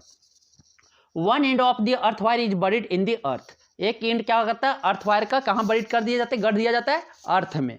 We connect the earth wire to the metal case of the electrical appliances by using 3 pin plug. और we connect क्या करते हैं, अर्थ वायर को कैसे, 3 पिन प्लग से हम लोग इसको इलेक्ट्रिकल अप्लायंसेज को क्या करते हैं, कनेक्ट करवाते हैं मेटल केस को। The metal casing of the appliances will not always remain at zero potential of the अर्थ। और आप जो अप्लायंसेज अगर यूज कर रहे हो मेटल केसिंग का, तो एक कितना जीरो पोटेंशियल पे आपका अर्थ के साथ है, कनेक्टेड है, हमेशा रिमेन है। We say that appliances has been earth और ग्राउंड। ये हम लोग क्या कह सकते हैं कि अप्लायंसेज को अर्थ कर दिए या ग्राउंडेड कर दिए। Let us make it more clear with the help of diagram. सोच the earthing of an electric iron और प्रेस। ये इलेक्ट्रिक आयरन है, आप देखो क्या हुआ यहाँ पे कि ये इलेक्ट्रिक आयरन मेटल बॉडी है, ये हीटिंग एलिमेंट है, नाइक्रोम वायर का बना हुआ है। Earth wire is connected to the metal body of the electric iron. आप क्या किया, इसमें जो इलेक्ट्रिक बॉडी में ये इलेक्ट्रिक बॉडी, इसमें अर्थ वायर को कनेक्ट करके क्या किया, प्लग में यहाँ पे लगाया हुआ वो, और ये क्या किया, ये अर्थ वायर क्या कर दिया, अर्थ में बरीड किया हुआ है। अब क्या हुआ कि जैसे हम लोग सपोज कर कि इसमें सॉकेट में यहाँ कनेक्शन कटा हुआ है, अब एक कनेक्शन जैसे कटा हुआ, क्या करंट तो इसमें आ गया, वोल्टेज इसमें आ गया, और ये वोल्टेज क्या हुआ, ये वायर के थ्रू क्या हो जाता है, अर्थ में चला जाता है, अर्थ वायर की हेल्प से अर्थ में चला जाता है, और अगर हम इसको इजीली से पकड़ सकते हैं और करंट हमको नहीं लगता है। आपको समझ में आ गया। आप क्या बोलता है कि we earth the metallic body of an element electrical appliances to save our self from electric shock. अब हम लोग अर्थ इसीलिए करते हैं मेटालिक बॉडी को, इलेक्ट्रिकल अप्लायंसेज की मेटालिक बॉडी को, क्योंकि अपने इलेक्ट्रिक शॉक से अपने आप बचने के लिए हम लोग अर्थ कर देते हैं। ठीक, for example electric iron, electric heater, room cooler, refrigerator are all provided with earth connection. सभी वो क्या अर्थ कनेक्शन के साथ आपको दिया रहता है, सिर्फ प्लग में लगाओ, ये क्या होगा, तुरंत ये अर्थ से कनेक्टेड हो गया मेटल पार्ट, और अगर हम उसको पकड़ते भी हैं तो क्या हुआ, आपको इलेक्ट्रिक शॉक नहीं लगता है। आपका अगर वायरिंग देखे होंगे घर का तो ये इसी तरह 3 तरह का आता है। एक लाइव वायर होता है रेड कलर का, रेड कलर प्लास्टिक इंसुलेशन, और दूसरा जो होता है आपका न्यूट्रल वायर, ए ब्लैक कलर इंसुलेशन होता है, और तीसरा जो अर्थ वायर जो होता है ग्रीन कलर इंसुलेशन होता है। The red colour wire is live wire, the black wire is the neutral wire, और जो वायर है green wire is the earth wire. अब आता है इलेक्ट्रिक फ्यूज। इलेक्ट्रिक फ्यूज किसको बोलेंगे?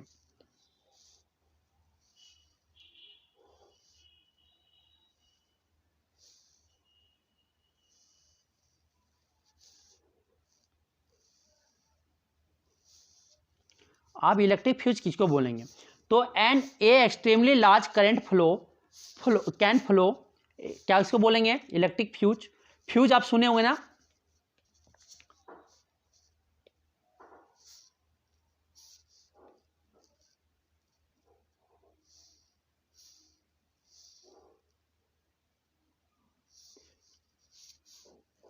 तो इलेक्ट्रिक फ्यूज आप सुने हुए क्या होता है कि वो अगर उसमें ज़्यादा करंट पास हुआ तो क्या करता है? मेल्ट कर जाता है, ठीक है। वो वेरी सेंसिटिव होता है और अदर अप्लायंसेस को बचा लेता है।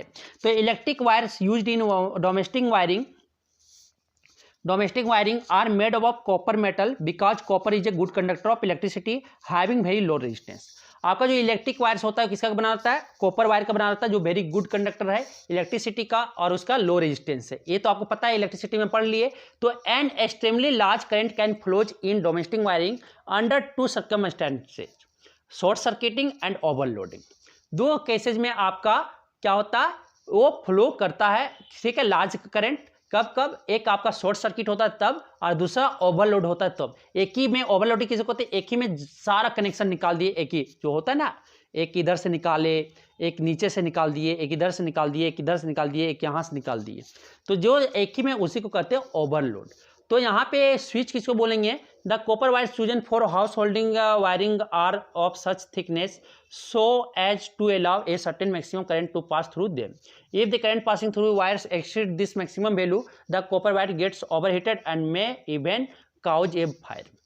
तो अगर उससे ज़्यादा करंट पास हो गया तो क्या करता है? वो बर्न करेगा और इवन घर में क्या आग लगता है। कभी देखते हैं ना शॉर्ट सर्किट से घर में किसी सुने हो कि आपका आग लग गया, जैसे सरकार में कुछ शॉर्ट सर्किट से क्या हुआ कि कुछ घोटाला हुआ, वहाँ से क्या आग लग गया, शॉर्ट सर्किट हो गया और जिसके कारण आग लग गया पूरा बिल्डिंग में और पूरे पेपर क्या होते हैं? जल जाते हैं।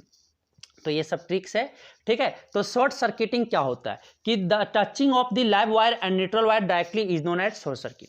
अगर दोनों लाइव वायर और अगर न्यूट्रल वायर दोनों अगर साथ में टच करा दे तो वहां पे ब्लास्ट होता है, ठीक है, शॉर्ट सर्किट, उसी का नाम है शॉर्ट सर्किट।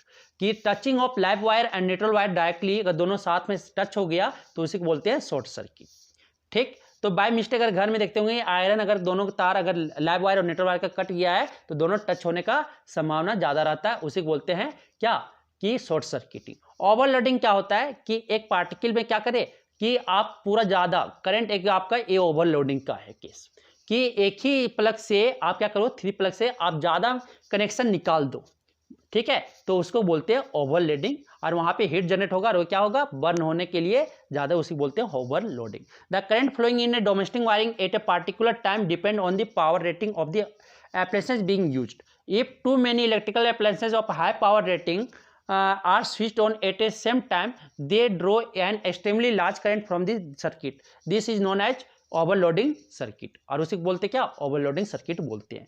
अगर too many appliances, electrical appliances are used at a same time, then draw an extremely large current from this circuit and this effect and this is known as overloading, और उसे क्या बोलते हैं? Overloading बोलते हैं। Overloading can also occur if too many appliances are connected to a single socket. एक single socket में अगर बहुत सारा मेनी अप्लायंसेज को क्या कर दे? कनेक्ट कर दे, तो उसको भी हम क्या बोलते हैं? ओवरलोडिंग बोलते हैं। And overloading and extremely large current flowing through them, the copper wires of household wiring get heated to a very high temperature and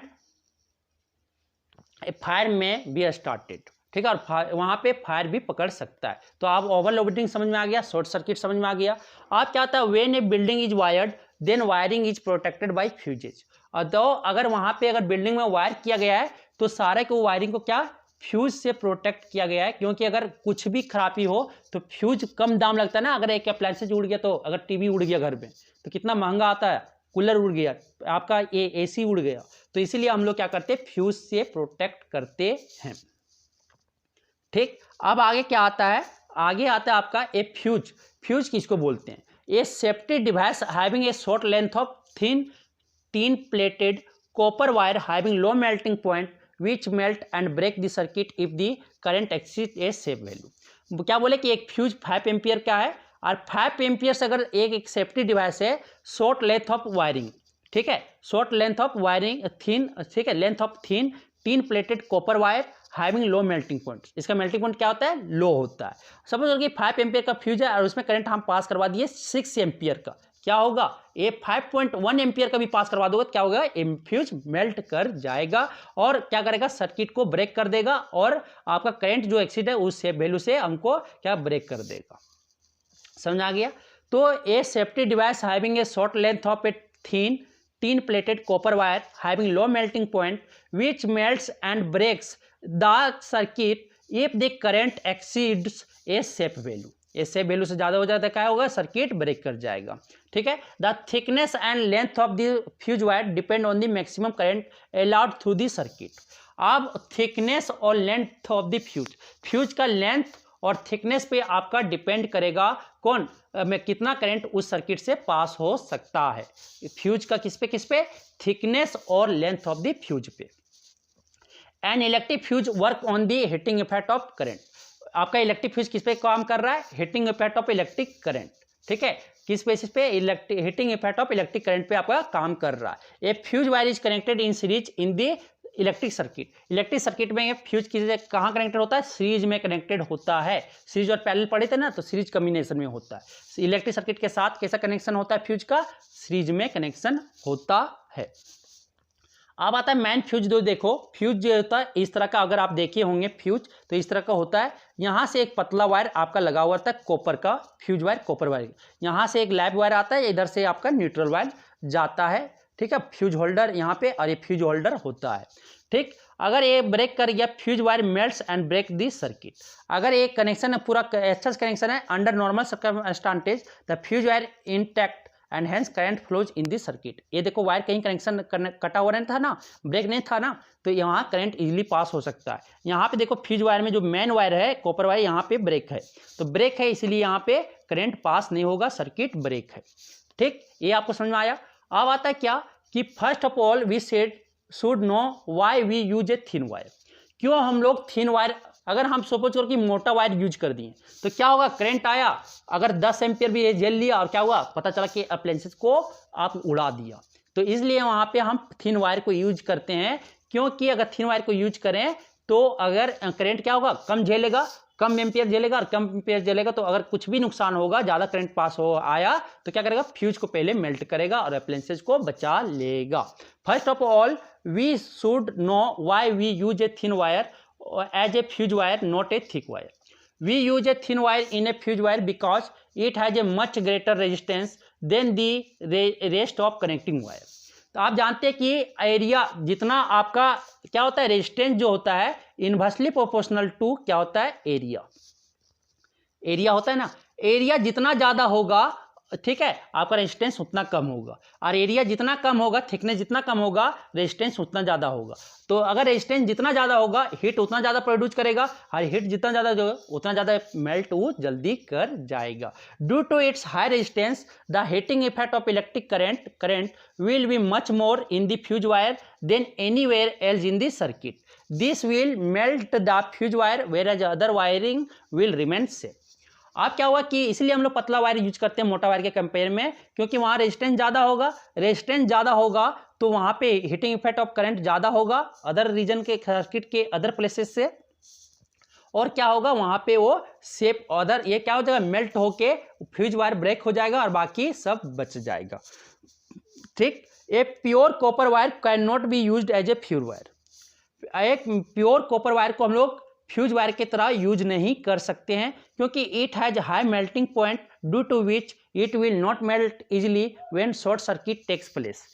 क्यों हम लोग कॉपर वायर को सिर्फ फ्यूज वायर की तरह नहीं यूज कर सकते, वहाँ पे कुछ और मिक्स किया रहता है वायर फ्यूज वायर में। क्यों क्या रहता है, क्योंकि ये कॉपर वायर का हाई मेल्टिंग पॉइंट होता है जो इजिली मेल्ट नहीं करता है। समझ में आ गया। अब आता है क्या, थिक वायर को क्यों नहीं करते, थिक वायर को इसलिए नहीं करते हैं क्योंकि वहां पे आपका रेजिस्टेंस लो होगा, रेजिस्टेंस लो होगा तो इसका मेल्टिंग पॉइंट हीट जल्दी से नहीं करेगा, और जल्दी से नहीं करेगा तो फ्यूज वायर ऐसे ही रहेगा, थिन प्लेटेड कॉपर वायर, और वो लो मेल्टिंग पॉइंट होने के कारण ये क्या होगा, मेल्ट इजीली नहीं करेगा, अदर प्लेस क्या होगा, मेल्ट कर जाएगा। ठीक, इसलिए हम लोग थिक वायर का फ्यूज वायर नहीं यूज करते हैं। अब आता the fuse wire must have proper thickness which depend on the maximum current which the household wiring can safely carry. आप कितना थिकनेस जो डिपेंड करेगा वो मैक्सिमम करंट पे डिपेंड करेगा, कितना करंट वहां पे पास करवा दे सकते हैं। Fuse wire are rated as 1 ampere, 2 ampere, 3 ampere, 5 ampere, 10 ampere, 13 ampere, 15 ampere and so on. तो it is clear that 10 ampere fuse wire will be thicker than 5 ampere. 5 ampere से आपका जो होगा फ्यूज वायर वो 10 एम्पियर का ज़्यादा होगा। ठीक है, अब आगे बोलता है क्या कि ये the fuse in the lightning and fan circuit of small houses is of 5 ampere rating. जो घर वगैरह में जो लाइटनिंग और फैन के लिए करते हो 5 एम्पियर का करते हैं। और अगर आप जो टोस्टर वगैरह में करते हो, टोस्टर गीजर वगैरह में, वहाँ पे आपका 100,000 वाट का होता है तो वहाँ पे 15 एम्पियर का फ्यूज वायर यूज करते हैं। अब आता है कि a blown fuse should be replaced only. Fuse क्या होता है, ब्रेक हो जाता है तो फिर आपको बनाना पड़ता है ना, इसीलिए आपका एमसीबी आया। एमसीबी मतलब मिनिएचर सर्किट ब्रेकर्स। ये वो होता है कि आप इसमें क्या होता है, सर्किट ब्रेक हो जाता है, फिर वो स्विच को ऊपर कर दो तो सर्किट क्या होता है, कंप्लीट हो जाता है। कि अगर ज़्यादा मेल्ट हुआ, हीट हुआ तो क्या हुआ, सर्किट अपने आप डाउन हो जाता है। अब फ्यूज में क्या होता था कि ये वायर डिस्कनेक्ट हो गया, ब्रेक हो गया, फिर उसको खोल के फिर हमको बनाना पड़ता था। तो एमसीबी में क्या होता है कि उसमें बनाना नहीं होता है, क्या होता है, स्विच नीचे आ जाता है, फिर जाओ इजली से स्विच ऊपर कर दो, फिर आपका क्या होता है, आपका सर्किट कंप्लीट हो जाता है और आप में ये पूरा काम करने लगता है। कि अगर बल्ब का हुआ है तो बल्ब हो जाएगा, फैन का हुआ है फैन का। तो this day more and more houses are using miniature circuit breakers. ये आपको एमसीबी पूछ सकता है कि व्हाट इज एमसीबी, तो मिनिएचर सर्किट ब्रेकर्स होता है। To protect the household wiring from the excessive flow of electric current through it. आप क्या होता है, एक वैसा प्रोटेक्शन हो, प्रोटेक्ट करता है, हाउस होल्ड वायरिंग को प्रोटेक्ट करता है। जब इलेक्ट्रिक करंट क्या हो उसमें एक्सेसिव फ्लो करो तब उसमें वो क्या करता है, प्रोटेक्ट करता है। कौन, MCB. If the current becomes too large the miniature circuit breakers MCB puts off a switch cutting off the electric supply. जैसे उसमें इलेक्ट्रिक करंट क्या हुआ, ज़्यादा लार्ज पास हुआ तो एमसीबी क्या हो जाएगा, स्विच ऑफ हो जाएगा। The MCB reset when the fault has been corrected. और जब फॉल्ट अगर करेक्ट कर लिए तो एमसीबी फिर क्या हो जाएगा, रीसेट कर सकते हैं। Miniature circuit breakers contains an electromagnet which when, क्या होता है, एमसीबी में इलेक्ट्रोमैग्नेट लगता है कि जैसे वहां पे करंट ज्यादा पास हुआ, क्या हुआ है, सर्किट ब्रेक हो जाएगा और ये अपने आप स्विच नीचे आ जाएगा। फिर अगर सही कर लिए फिर क्या करो, ऊपर इलेक्ट्रोमैग्नेट वहां फ्लो करने लगेगा और स्विच की तरह वो काम करने लगेगा। Unlike fuses MCB do not work on heating effect of current. आपका एमसीबी क्या हीटिंग इफेक्ट ऑफ करंट पे काम नहीं करता है, it work on magnetic effect of current. MCB आपका मैग्नेटिक, ये पूछ सकता है कि एमसीबी किस पे काम करता है, तो क्या बोलोगे, मैग्नेटिक इफेक्ट ऑफ करंट पे काम करता है। लेकिन स्विच आपका किस पे काम करता है, हीटिंग इफेक्ट ऑफ करंट पे। ये आपको समझ आ गया। आप फ्यूजेज आर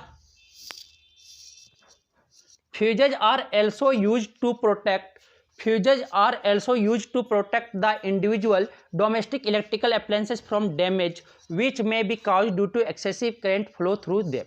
आप फ्यूज को हम लोग क्यों यूज करते हैं, प्रोटेक्ट करने के लिए। जो आपका इलेक्ट्रिकल एप्लायंसेज है, डोमेस्टिक इलेक्ट्रिक, वो डैमेज ना हो, एक्सेसिव करंट उसमें अगर फ्लो कर रहा है तो उसको बचाने के लिए हम लोग फ्यूज यूज करते हैं।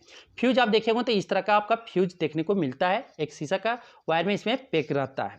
ठीक है, ये फ्यूज वायर होता है इस तरह का।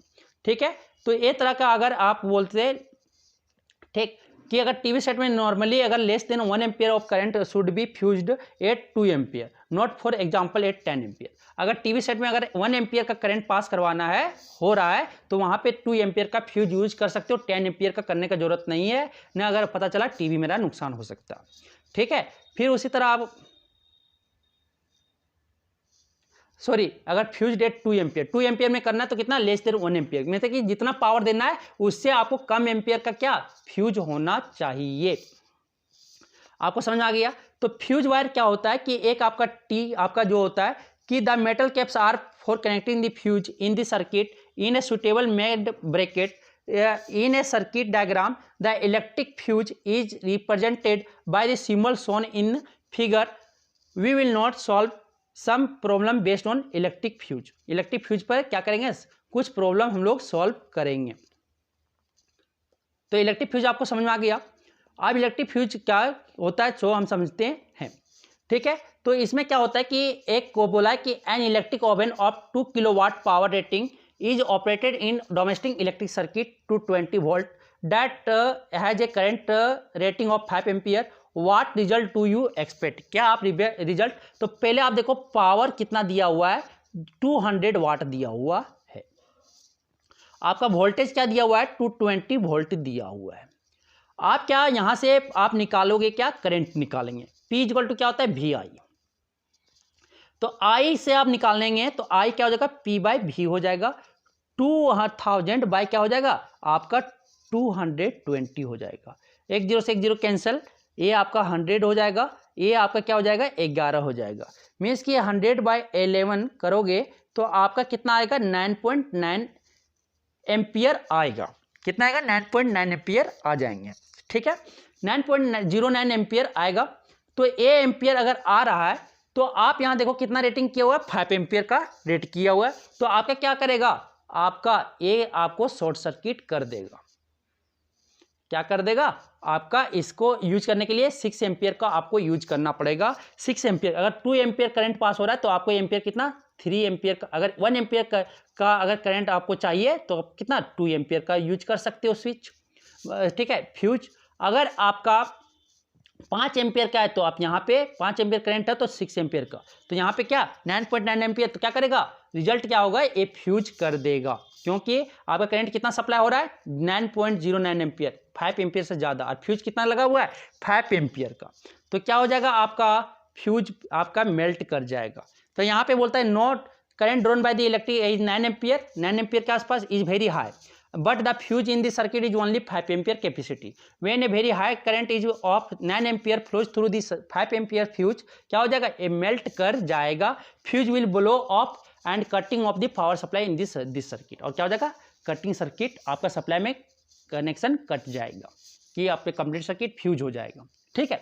अब आता है क्या कि a circuit has fuse of 5 ampere. एक सर्किट है जिसका फ्यूज कितना है 5 एम्पियर का है।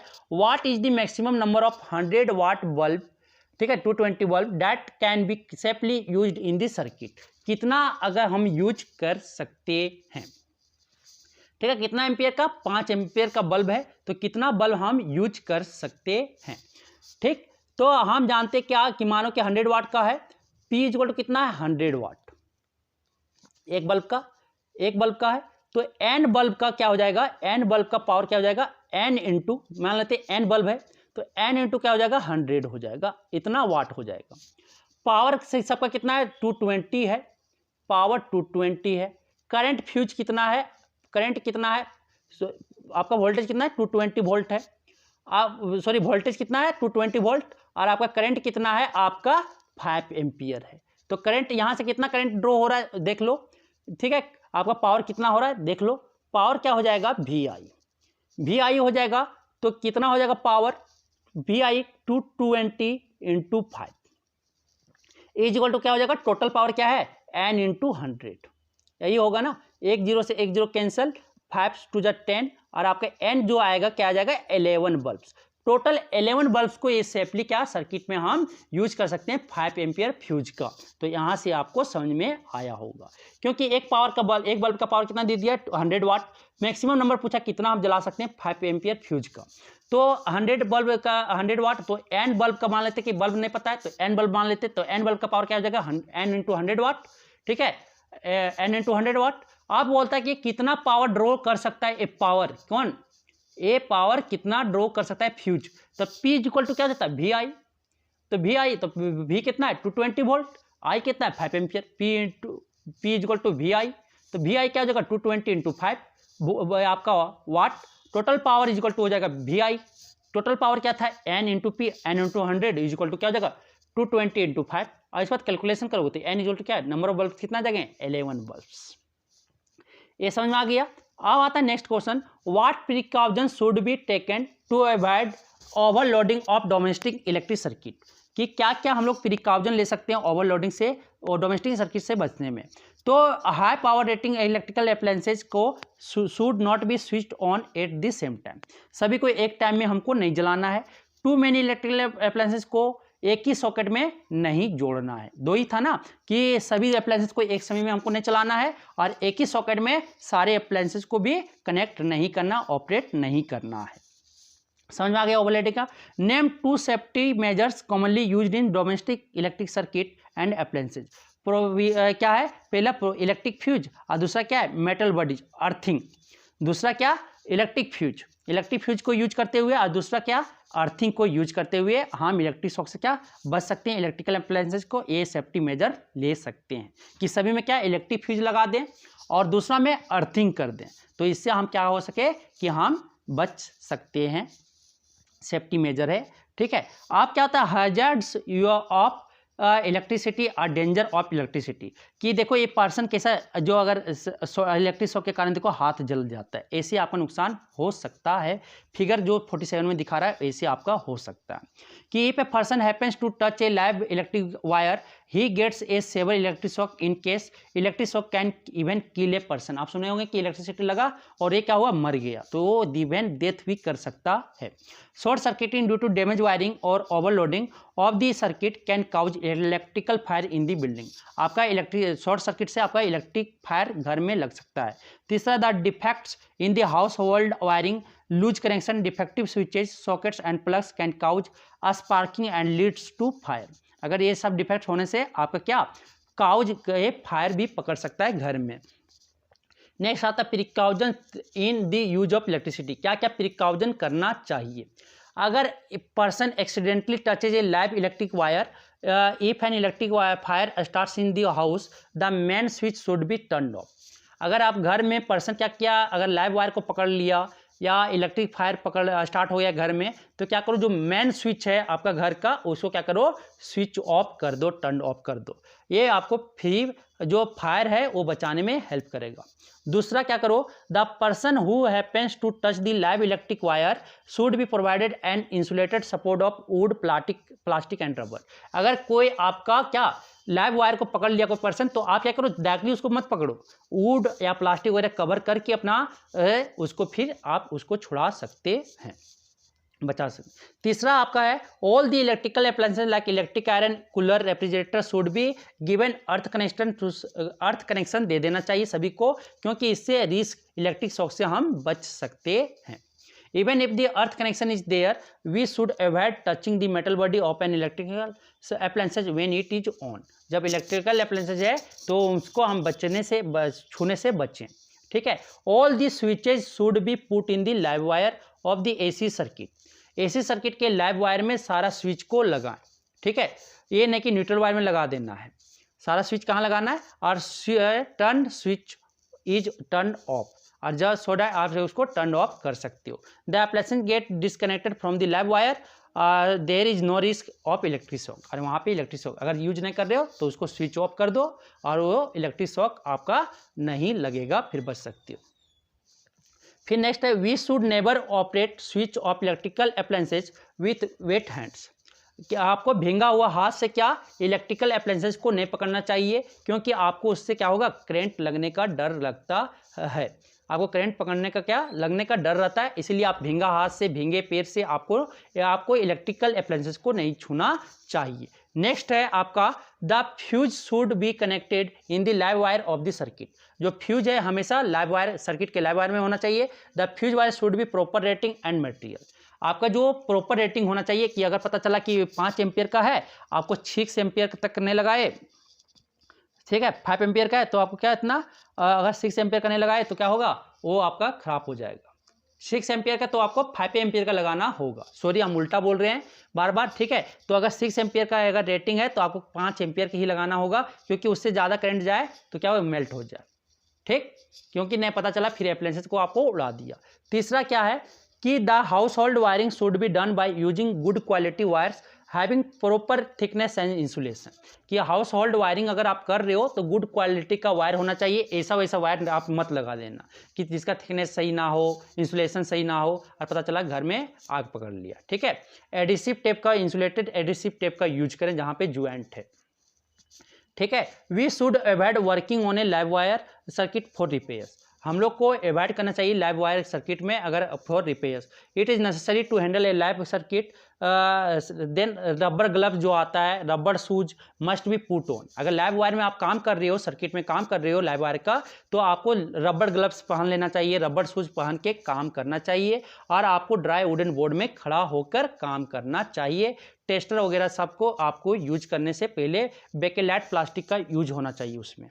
ठीक है, हैंडल जो होना चाहिए आप टेस्टर का, स्क्रू ड्राइवर का, पिंसर का, ये सब जो हो वो आपका वुडन का बना होना चाहिए, वुड का या प्लास्टिक, बेकेलैट प्लास्टिक का बना होना चाहिए।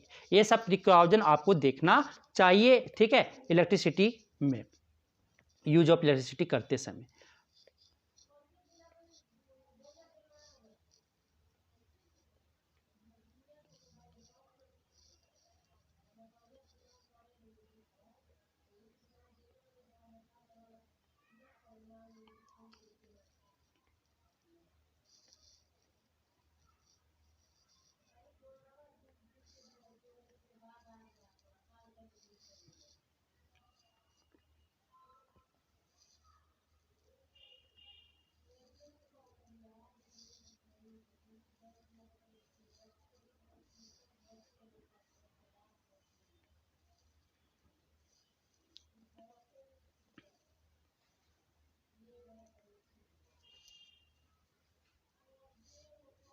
तो ये आपको समझ में आया होगा, किन्हीं को किसी तरह का कोई भी डाउट हो तो पूछ सकते हो। Thank you.